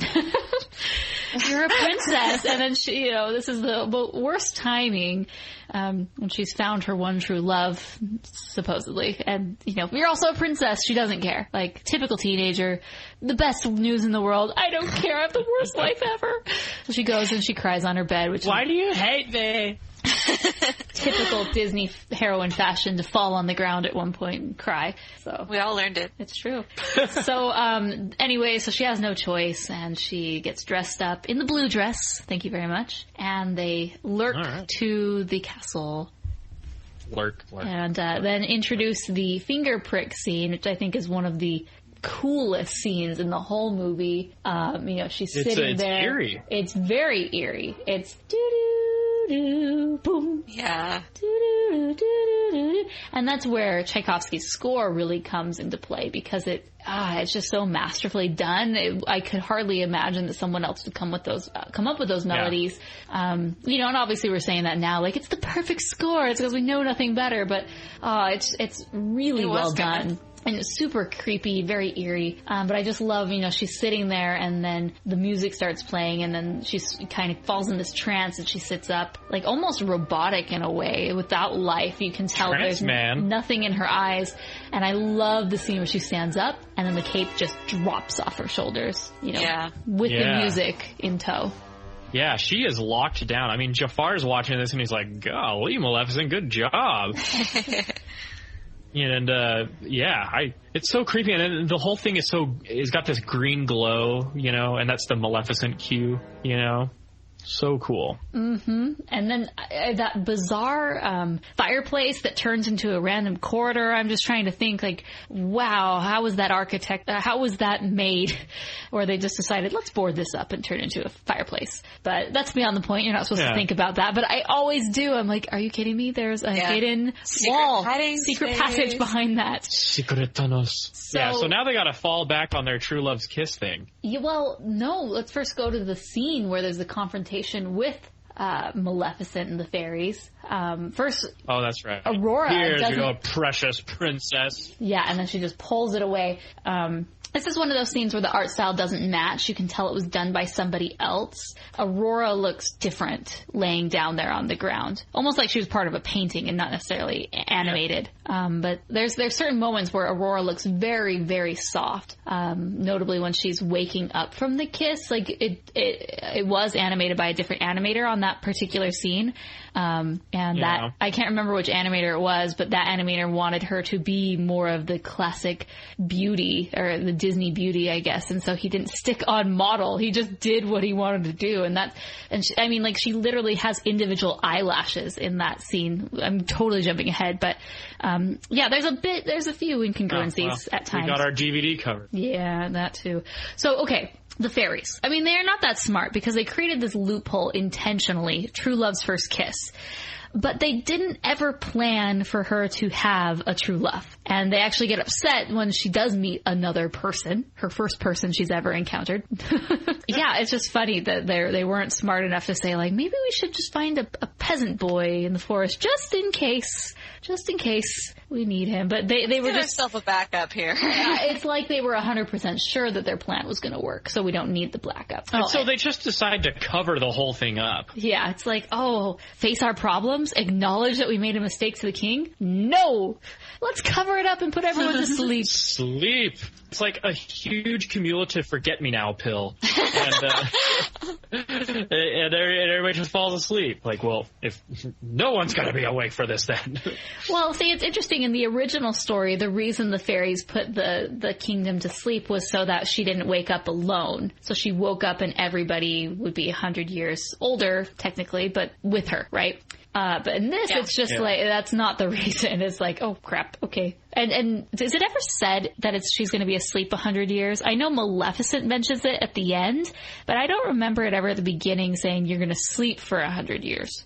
No, it wasn't mentioned. It was that only moment when... It was because Maleficent said, I'm going to hold you in 100 years. She's going to hold him for 100 years. So they had a little play on that. It wasn't going to be a random prince who found her 100 years later, but her prince aged up 100 years. And so it's interesting, the little changes that they do. So, and the horse made it to it as well. I know. Impressive. I don't think that's going to happen. So we see the future sequence where he's just like hobbling out on the horse, and Maleficent, the prince is in chains, and she's just kind of tempting him, and she's like, "Mwahaha, true love conquers all." He's like, "Why I ought to knock your book off?" That's how he is, all chained up and stuff.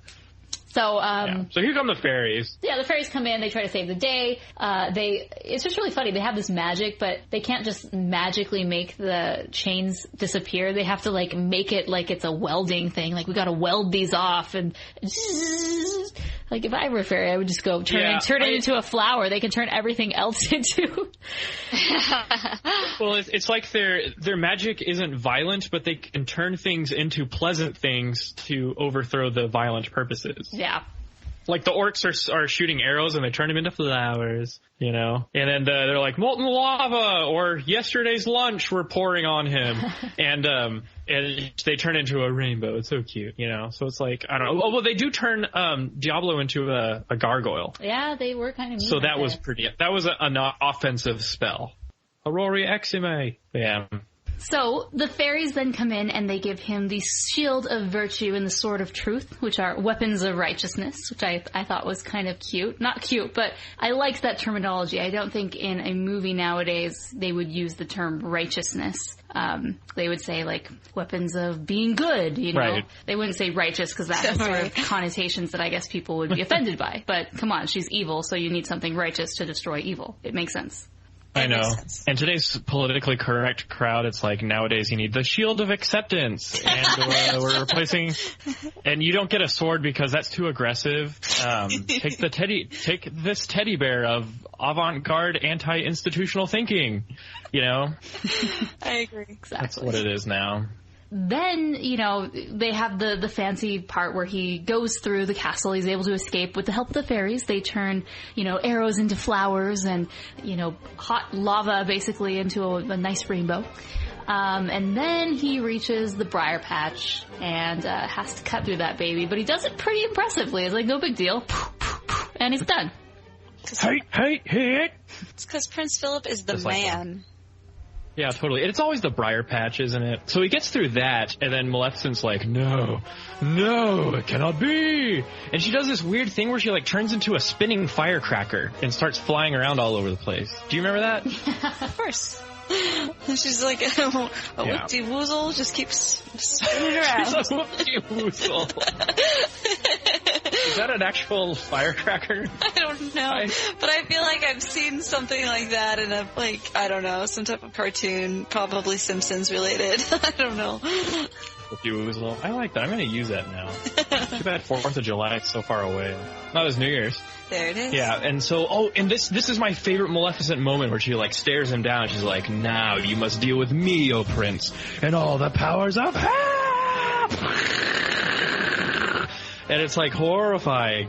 In the Golden Book's picture book for this film, she doesn't say the powers of hell, she says the powers of evil. And that kind of loses it. Yes. Yeah, it does lose its edge. They don't say hell enough in these children's films. I mean, it was like this one in Hunchback, and that was it. Yeah, that's true. So I love the reused sound effects, a.k.a. the alligator snap from Peter Pan. You better believe it. Yeah, it's awesome. And apparently when she screams is the same sound effect from when the evil queen dies in Snow White, when she's coerced off the cliff. Ooh, fancy. And I think it's a really fun sequence, actually, because when she turns into a dragon, she's huge. I know that Enchanted tried to kind of channel that Maleficent dragon there at the end, but it didn't have nearly as enough power as that scene where Philip looks up in terror because there's a 300 feet dragon in front of him. And it's so scary looking. But he's able to beat her pretty quickly with the help of the fairies again.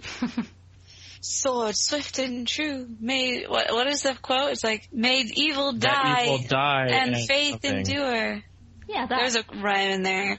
There's a rhyme we're missing somewhere, but it's okay. So he kills her, and my question is this a predecessor to the Sword in the Stone? I mean, this is a Disney theory for you.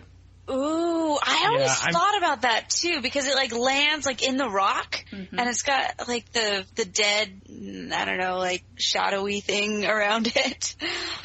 Yeah, that's a pretty good theory. I mean, has some justification. Yeah, I mean, supposedly because the Disney universe is connected. But I'm not sure, but I do love the image of Maleficent's, death, leaving nothing but the sword in the ground, and then her, all that's left of her is like tattered cloth.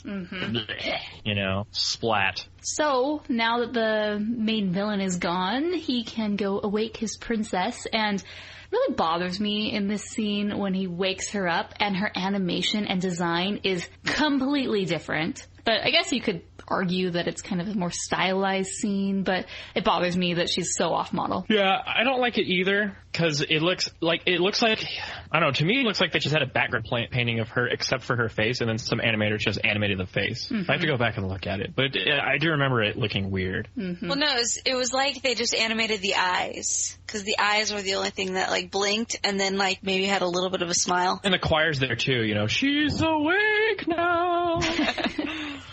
Will you guys get out of here? So another thing I like is, when they present, everyone wakes up in the palace, and the King Hubert's kind of nervous. He has to tell King Stefan what happened, and he's like, oh, great, there was this peasant girl. And then the trumpets sound, and they realize Aurora and Philip are walking down. He's like, what? Philip? And I love that Philip, doesn't have to explain himself to the king. Like, how cheesy would it have been if Prince Philip said, Father, she was the peasant girl all along. He doesn't have to say it. Just with just a look and just the situation, it works. He's just like, all right, just go with it. Exactly. So it's like, why are you complaining? Don't complain at this point. I feel that the ending is pretty good. Everything works out. Yeah, I feel it's very romantic, and they're dancing and having their happily ever after, and they turn into clouds. They don't turn into clouds. Everything else around them turns into clouds. I think it's pretty cool. Because it's Once Upon a Dream. Yeah, it's like this zoning out thing. So this is love, that song. I loved this movie. I don't think there is another movie that I could just love more. I don't know. Even though I don't necessarily call this my favorite Disney movie, but it should be. Maybe, I don't know. It's just so good. Life. I do. I want to go home and rethink my life. Okay, so what are your last thoughts, and what would you rate it? For me, I'm going to rate it 5 stars, because I know there's a lot of people that look at this and they're just like, oh, I don't like how Aurora, she's kind of flat. There's no real change in her. Everything else just changes around her.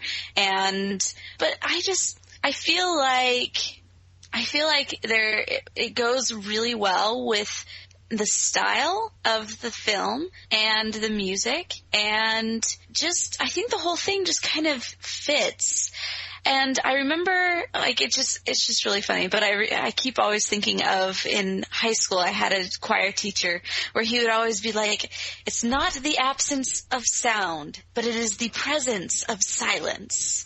And I think in a lot of ways that the reason, the fact that they didn't add so much to her, it's almost like it's present that don't know that much about her, but you feel like you know her. You feel like you can impose your own thoughts on her. You can impose your own self in her, which is probably why I grew up thinking I was her for most of my life. I really love this movie. So I'm going to rate this movie 5 out of 5 stars. I was going back and forth between 4.5 and 5, and I kind of was thinking, okay, what are the 5-star movies in my book? Mary Poppins, Beauty and the Beast, Lion King, and to me, Sleeping Beauty is one of those movies that's just in the upper echelon. It's in the 5-star pantheon, as you will. Just everything about it, from the art direction to the characters to the story and the songs. I love it, and for that reason, I'm giving it 5 stars. Well, all right. Man, I'm caught in a hard place. This is definitely one of those 5-star Disney movies, I believe. It's definitely a Disney classic, you know. Although I look at it in pop culture, and I think it really contributed to the modern like anti-Disney princess trope that we see these days, like the rejection. It's like it's cool to reject the fairy tale narrative, and this is a fairy tale. And so, you know, we saw that in Enchanted and Frozen, et cetera, where they kind of make fun of the stuff that's in Sleeping Beauty, basically. But, you know, all the cheesy elements, forest animals, random bursting into song, you know, true love's kiss, et cetera. But you know what? To heck with all that, because I think sometimes it's good to just watch a good old-fashioned fairy tale. And it's almost like a history lesson that attests to, like, how brilliant the Walt Disney Animation Company was back then. But I just love it because this is definitely a classic, and it's got beautiful production design, and it managed to overcome some technical challenges, what with widening the film and all that stuff, and achievements with color and with design. And it's a very designy film, actually, if you look at it closely. So yeah, 5 stars. So we are all in accord. 5 stars. Bling, bling, bling, bling, bling, bling, bling, bling, bling. Huzzah! King's Chorus, we need you. Play us out. 5 stars. Oh, did you mean like a recording or like something that I said? Both are good. Okay.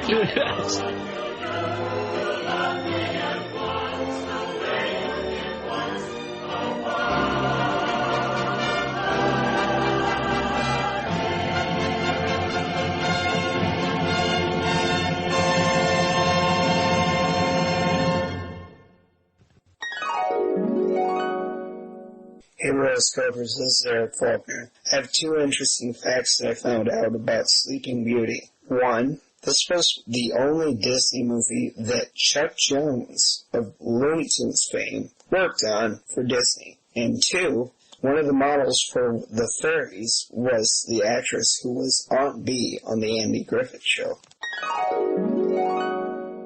Eric, thanks so much for your voicemail. Yeah, those 2, the Aunt Bee from the Andy Griffith Show, she was always so cute. I loved her because she was just, what was funny is they really did model Merriweather after like her body type. And so it really translated well. I felt like she did a good job. Okay, our next one is from CJ. Hey, Rotoscopers team, it's CJ, a fan from Alabama, I guess.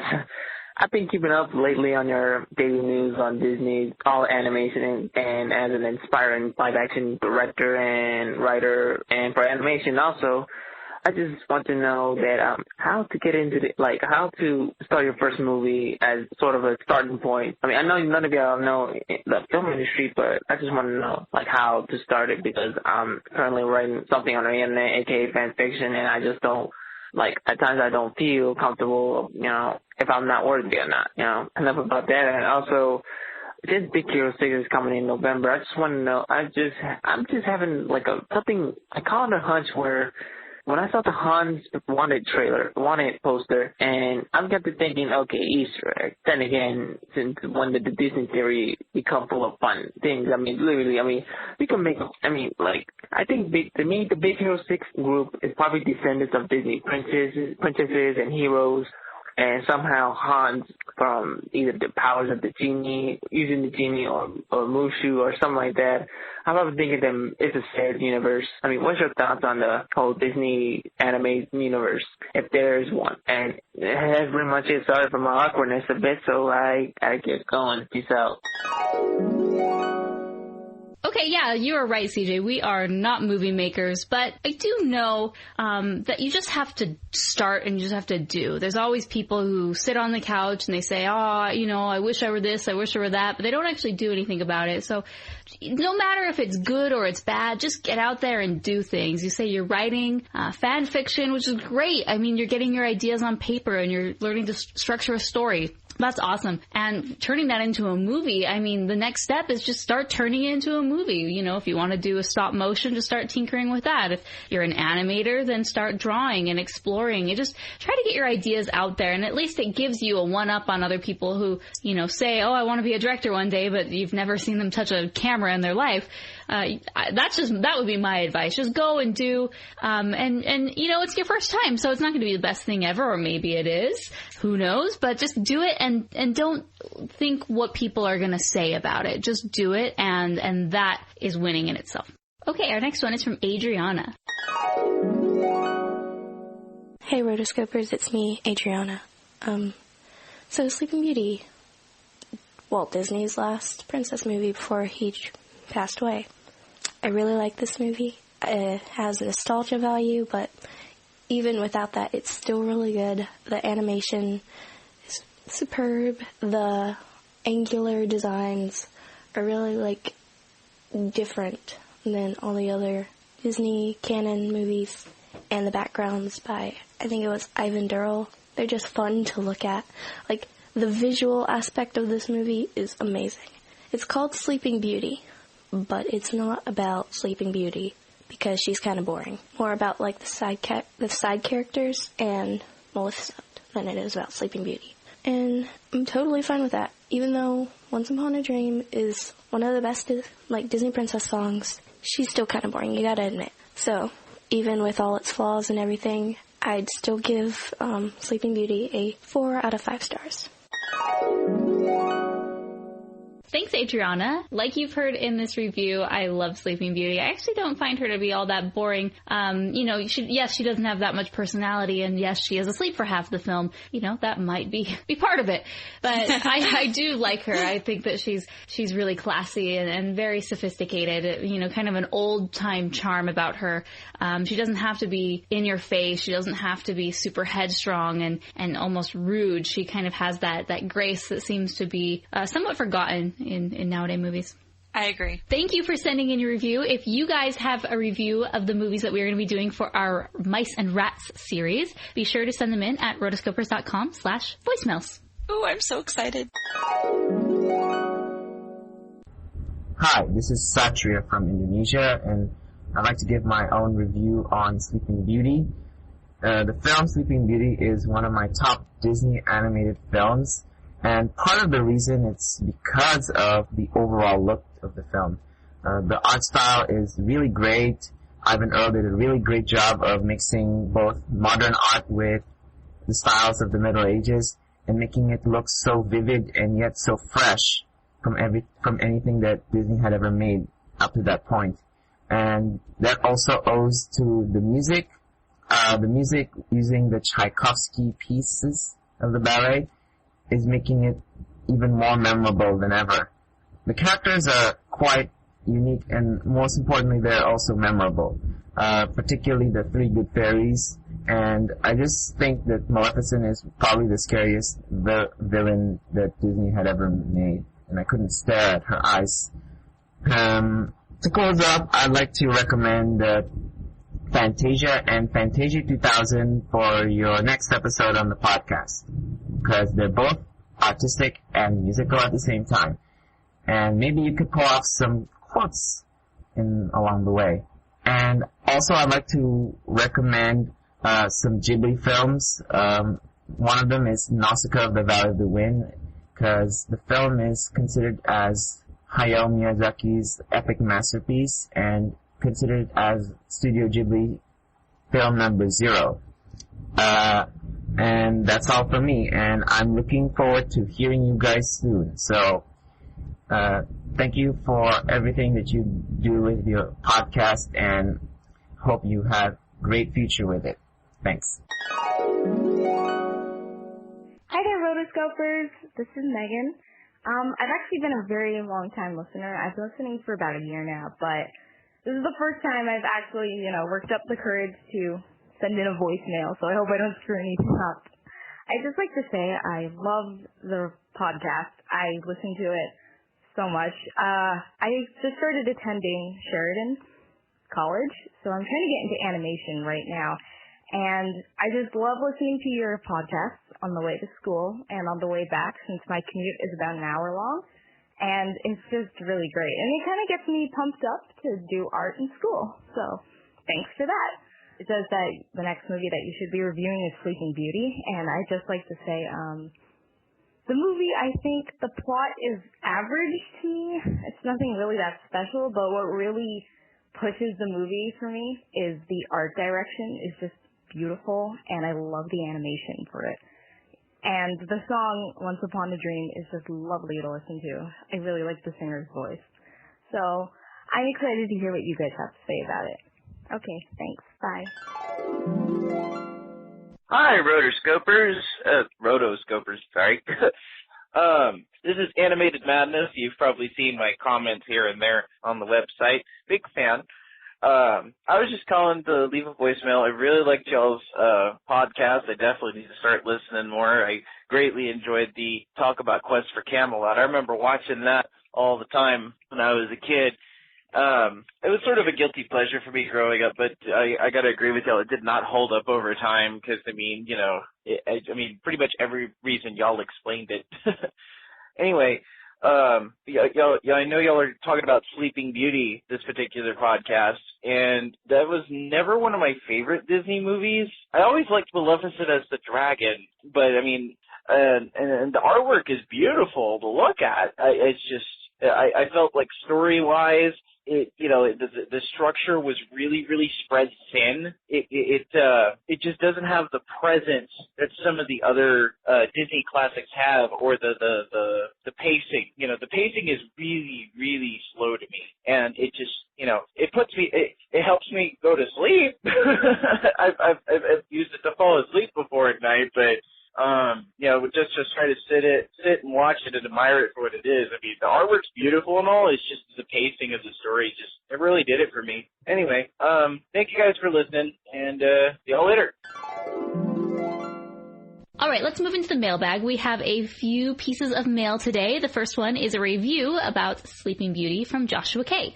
He says, "It's a Dino and Dragons finale, Rotoscopers, and this is a good one. It's time for Sleeping Beauty. This was the last in the Disney princess stories made with Walt Disney himself, and he did a good job on this one. So let's go into my thoughts. Now, with this movie, it has appeared in a lot of things, from Kingdom Hearts to House of Mouse to Maleficent's goons in Who Framed Roger Rabbit. This movie does have a Disney legacy. Now let's talk about one of the greatest, if not the greatest, Disney villain, Maleficent. Who doesn't think she rocks? Maleficent is getting a Disney Infinity figure and has a live-action movie centered around her. Some scenes I like are when the fairies are getting ready for the 16th birthday and when the king is using the fish to fight. What if you see that in a real castle? It would have to end with someone smelling like fish. I expect to see some Fantasia brooms making chaos. Anyway, that was my thoughts on the 1959 movie. Now about the 2014 remake. Here are my thoughts on that. It did feel like an epic adventure, and I liked the twist happy ending. Although, I wonder what the 1959 characters think of the movie. What do you think, Rotoscopers? Did you like Maleficent, or would you rather go see Maleficent as she was in 1959? Anyway, I've had a great time talking about these Dino and Dragons movies, and stay sweet, Rotoscopers. Joshua K. Joshua K. Thank you so much. He's been going in and sending in lots of emails, basically from all of the movies that we've been announcing that we were going to be receiving, so he's always got something coming out for him, and we love hearing from him. Thank you. As far as the whole Maleficent thing, we already went over that a little bit, so we're not going to go too much into that. I will say I will reiterate and say I do prefer the 1959 version. But man, I mean, this movie is great. All right, our next one is from Sarah. Hey, Rotoscopers, I can't wait for your Sleeping Beauty episode. My favorite song from this film is, of course, Once Upon a Dream. Maleficent is easy as one of the best Disney villains, and I enjoyed the fact that Prince Philip was the first active prince. It's too bad that we don't have a lot of animated films these days with a unique look like Sleeping Beauty. Now it's time for Chelsea-related questions, since it's her birthday. But anyone can answer. Number 1. What happens to Chelsea's reactions and reviews of the first Book of Life trailer? Oh yeah, that one. One. Yes, that one. Well, we had copyrighted material in that, and so we had to take it down, unfortunately. It's really annoying because we're trying to figure out how the whole YouTube game works, and so yeah, but anything, like, we love this movie. We're so excited about it, and there's gonna be everything that comes out about it makes me just really excited. So here is my review. I can't wait for it. And if you listen to this a year or two later, after the Book of Life has come out already, you haven't seen it, I hope that it turned out well. But I'm really excited. And if anyone has any suggestions on, Yeah, because there's so many YouTube channels out there that, you know, they put the trailers in their reviews and no problem, but we seem to get flagged every single time. So if you have any suggestions on how to play the YouTube game, let us know. Yes, please. It makes it so sad that we can't put those in our videos, even though it's fair use. Yeah, well, here we go. All right, question number 2 from Sarah. Are you going to do more animated movie soundtrack reviews? Yes, I am. I just have to do them.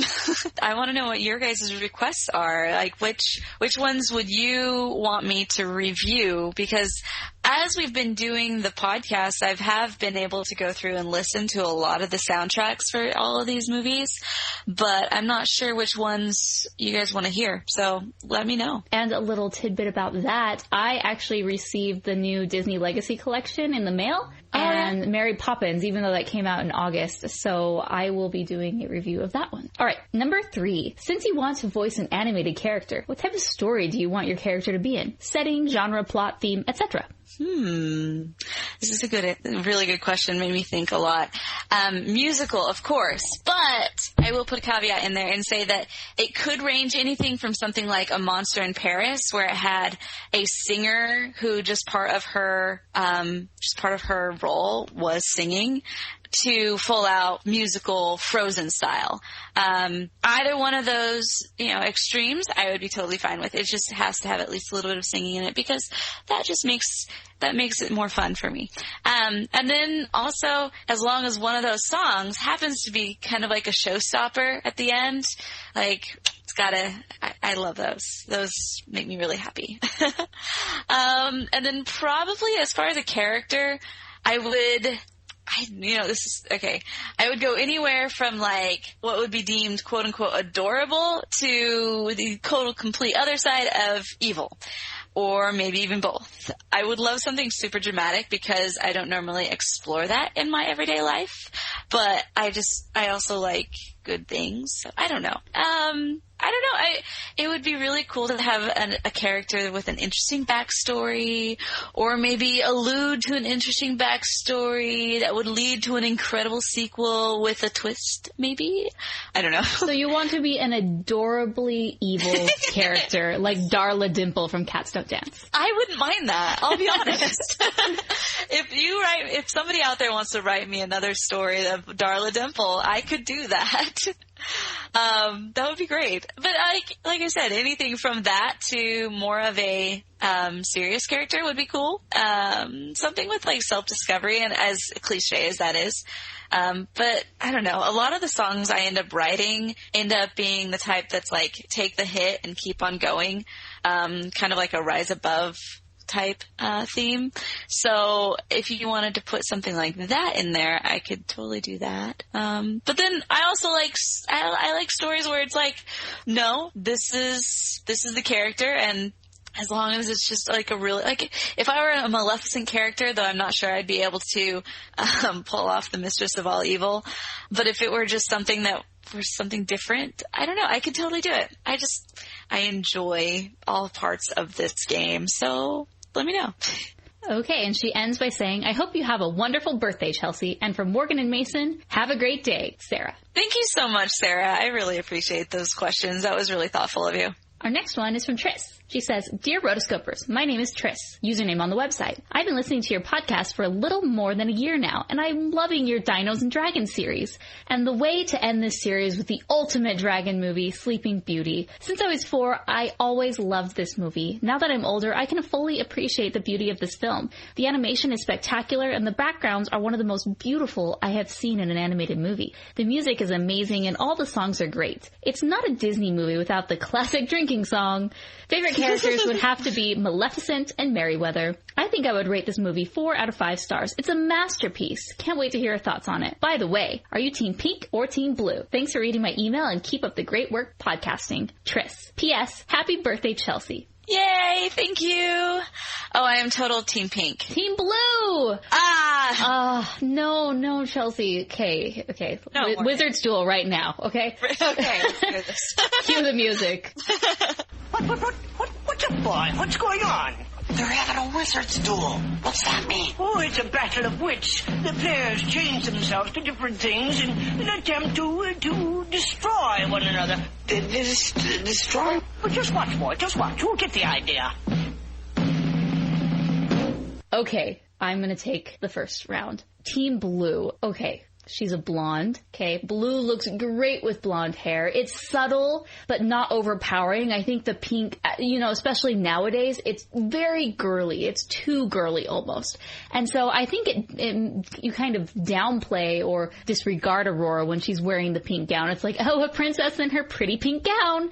I like the blue better because it's just a little bit more subtle, elegant, and regal. My favorite scenes are the scenes when she's wearing her blue dress and kind of in trance, walking through the castle, getting ready to prick her finger. And I just think it's just very striking, and I'm very, very disappointed that blue isn't used more often in the Disney commercial products and the merchandise of her. And I know it's because Cinderella technically has a blue dress, even though her real dress is silver, but they use blue, so you can't have two blue dresses, and so for that reason, it's default to pink. All right. And I'm taking Team Pink. Pink, because it is feminine.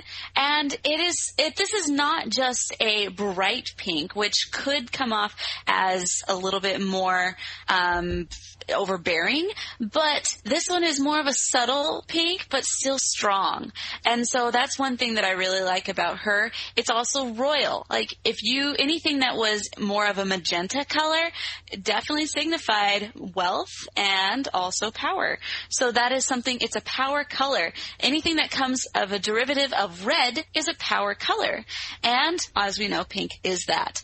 And definitely, I just know that pink was the better choice here. That is why they kept it. So there. Make it blue. Make it pink. All right, up next, our last email from Rob. He says, hey, Rotoscopers, I was wondering if you guys noticed that all 13 of the Disney princesses each represent a certain element or embody a particular trait. I listed out what I think each princess represents, and I wonder if you agree. Snow White, wishes. Cinderella, dreams. Aurora, wonder. Ariel, adventure. Belle, knowledge. Jasmine, independence. Pocahontas, harmony. Mulan, honor. Tiana, determination. Rapunzel, summer/sun. Merida, fall/freedom. Anna, spring/love. And Elsa, winter/acceptance. As Disney kept producing more movies and characters, I noticed that the last four princesses have all represented both a season and an attribute, an element. Did you guys notice that Rapunzel's magic is the polar opposite to Elsa's, as both represent the sun and the moon? Rapunzel represents the sun, for her magic has its own source and power, and she is in complete control at all times, just as the sun is of its energy and is always shining. Elsa's magic is reflective of her emotions, just as the moon is dependent on the sunlight to shine. It's just some food for discussion. Have a good one. Rob. I like those. Those were nice. I hadn't thought about that. The only one that I would change is probably the fact that you said that Rapunzel was summer and sun. I think I would I'm not sure what adjective or emotion or quality, I don't know, that you would trade out for sun, but it doesn't quite go with all the other ones that you put in there, but I like it. Very thoughtful. So for Rapunzel, I think she would be just sort of, general optimism. She has this sense of adventure about her. She wants to go out and she wants to explore. It's a curiosity of sorts, I guess. There's so many attributes that could represent her, but I really loved how those last four princesses represented the seasons. And the analogy to Elsa being tied with the moon was just really fascinating. That's something I hadn't heard before. Yeah, thank you. All right, guys, that's all we have for this segment of the mailbag. Be sure to send us an email with your thoughts about the next movies that we're going to be doing in our Mice and Rats series, or just any movie that maybe we've recently done and you want to get your thoughts on. Be sure to send us an email at contact@rotoscopers.com.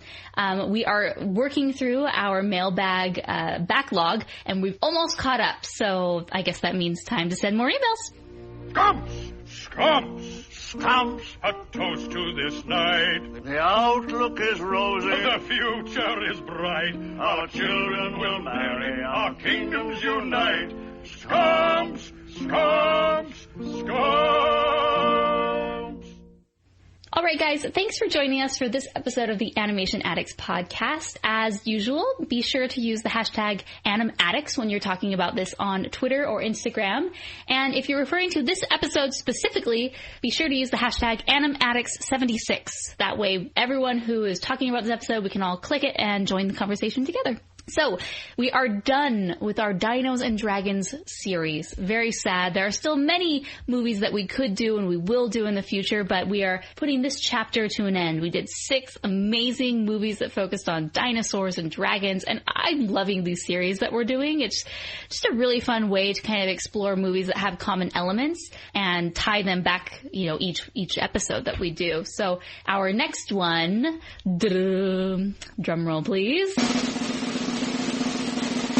Not that it's a surprise, we are doing our mice and rats. Going along with the Chinese zodiac, we are now focusing on the year of the rat, and mice are included there too, because they're very prominent in animated films. So we have had a poll on the bottom of the website, and there's over 1,200 votes. And so people definitely are interested in us doing these films, and they want their opinion heard. Right now, it looks like The Secret of NIMH is the number 1 most requested animated film. So you know what that means? Save the best for last. We are holding out until the end to do that one. So our next episode is going to be The Great Mouse Detective. This is a Disney film from 1986. It's amazing, and I think it's just a great way to start off this mice and rat series because both are involved in this movie. So get ready for that. It's exciting. I'm so excited. So be sure to send us your emails and voicemails for that episode. Contact at rotoscopers.com for emails and rotoscopers.com/voicemails for the voicemails. We want to hear reviews. And for all show notes, head on over to www.rotoscopers.com/76 trombones. Musical interlude there. You can also find us on hypable.com and animatedviews.com. Make sure to subscribe also on iTunes because this is going to be a great way that you are always going to be in the know. Also, look for us on Stitcher Radio. Those are some great apps to be able to use to be able to make sure that you never miss out on a single episode. If you love the show, please also leave feedback on those. On iTunes, it's something that we really appreciate it. And also, a lot of people are able to understand why you guys love talking about animated movies. So go ahead and leave your reviews there. Also, like Morgan said, you want to contact us at contact@rotoscopers.com, voicemail rotoscopers.com/voicemails, or call us and leave a message at 406-646-6575. And in the show notes for this episode, rotoscopers.com/76, I included all the links so you can buy the Diamond Edition or even the Platinum Edition Blu-ray. And also I included links to the soundtrack. So definitely go there. That uses our Amazon affiliate links, rotoscopers.com/Amazon. Anytime you're doing your shopping, just click on that link and shop to your heart's content. And anything you purchase within, I think, 24 hours, it gives us a little credit. So, you can save it as a bookmark on your bookmark toolbar on your browser, and then it's super easy. You just click it anytime you want to shop, and without even knowing it, you're giving us a little credit so we can keep making more of these amazing podcast episodes. So again, thank you. And also, if you would like to read more about fairy tales and Sleeping Beauty, you can download a free audiobook of the Grimm's Brothers fairy tales, which includes this, at rotoscopers.com/audible. Audible is the number 1 place to go and get all the audiobooks for an amazing price. It's a monthly subscription. But if you use our link, you can get a book for free and you can keep it. So we love you guys for using those links. Thank you so much. And it really helps us keep going. Oh, also, I did want to make a note that as I was going through looking at different cool things that have been going on, in 1 month on October 24th, there's actually going to be a really cool event happening right here in Nashville, Tennessee. So if you are in the area, close by, or even just wanting to head out, the website taughtbyapro.com is putting on a really just star-studded group of people that it's going to be at Lipscomb University. If you have any questions, just head on over to taughtbyapro.com and check it out because you've got some really cool stuff there too. Sounds good. Check out our individual locations on Twitter. We're all there. You can see Morgan at Morgan Stradling. I'm at Chelsea Robson. And Mason is Mason SMTX. We're all on Twitter there. And that's it. So until next time. We are the Rotoscopers. Okay, well, happy birthday episode, Chelsea. Seriously. Thanks, Mason. We would do Catching Fire with you as a special treat, but I think we already did that with you, didn't we? I don't remember ever doing it. Did we? Are you sure we've never done it? I thought we did it. Hold on, it says here episode 51, Corpse Bride. Didn't we do it then? No, I said in Corpse Bride, I was listening to it, and then that was when Morgan did hers, because she was like, oh, I'm just going to say, nope, this is my turn, and I'm going to do it. And we have to have done Catching Fire. I really don't think so. I mean, I can go back and look at all the ones after 51, but I don't think so. Okay. Why don't we just do it just in case? I don't think we have. I think we started with Mason and we did me, and I don't think we ever finished. Yeah, because Morgan threw a fit that she didn't get to do it. And I don't remember doing it since. Okay, we also need to do an Amazon plug and a T-shirt plug. An Amazon. An Amazon. You scared me. Sorry, Jared just walked in. That scared me. I do spicy Asian sliders. He made me spicy. Come on, Jared. Spicy Asian sliders. Thank you. Oh, that's so funny. Okay. Not only in your peach and whatever your peach is. Okay, I love when you type in Sleeping Beauty. It gives you the story of Sleeping Beauty, and then it's like, did you mean the 2010 Sleeping Beauty Turkish film? Of all the Disney... Oh, yeah, that gross one. Of all the Sleeping Beauty films, you think that's the one people are most searching for? I don't think so. On that joyful day, on that joyful day. Hey. Sorry. I'm singing it. You can't sing in another key. Oh, I was trying to do... Oh. Was that? Sorry. Go for You were trying to harmonize, huh? I was. Oh, my fault. Okay. Anyways. Hey, I have one last thing that I need to say that needs to be recorded. Okay. You need to say it. No, I really do, because and you can put this on the bloopers, I don't care, but as long as it's in the final episode, my little sister got really mad. Okay, so when we did the dinosaur episode, I made fun of biologists for being angry that there were lemurs at the same time as dinosaurs. And so I kind of poked some fun at biologists in general, not thinking that my little sister is a biologist as a wildlife management major. And so I just want to apologize, baby Becca, for saying that, and that I take it back, and biologists are cool. I need to be more convincing? I've seen the light, Becca, and I'm sorry about what I said about biologists. I'm sorry, okay? It's here. Oh. Becca, don't forgive him. What? No, she said she would as long as I publicly apologize on the podcast. Really? So that's why I have to publicly put this in? That's Hashtag Mason shaming. That's precisely why you publicly have to put this on the podcast, my prissy friend. Yeah, that's just channeling my inner That's So Raven. Cool. All right. I don't care if you put it at the end. I don't care if you put it in the bloopers, but it has to be in there. Okay, cool. Done. All right. Hey, now there's not a delay, not at the very end. Of course. What? Cool. Thanks, guys. Happy That's birthday, all, Chelsea. Folks. Oh, yeah. Yay. Mazel tov.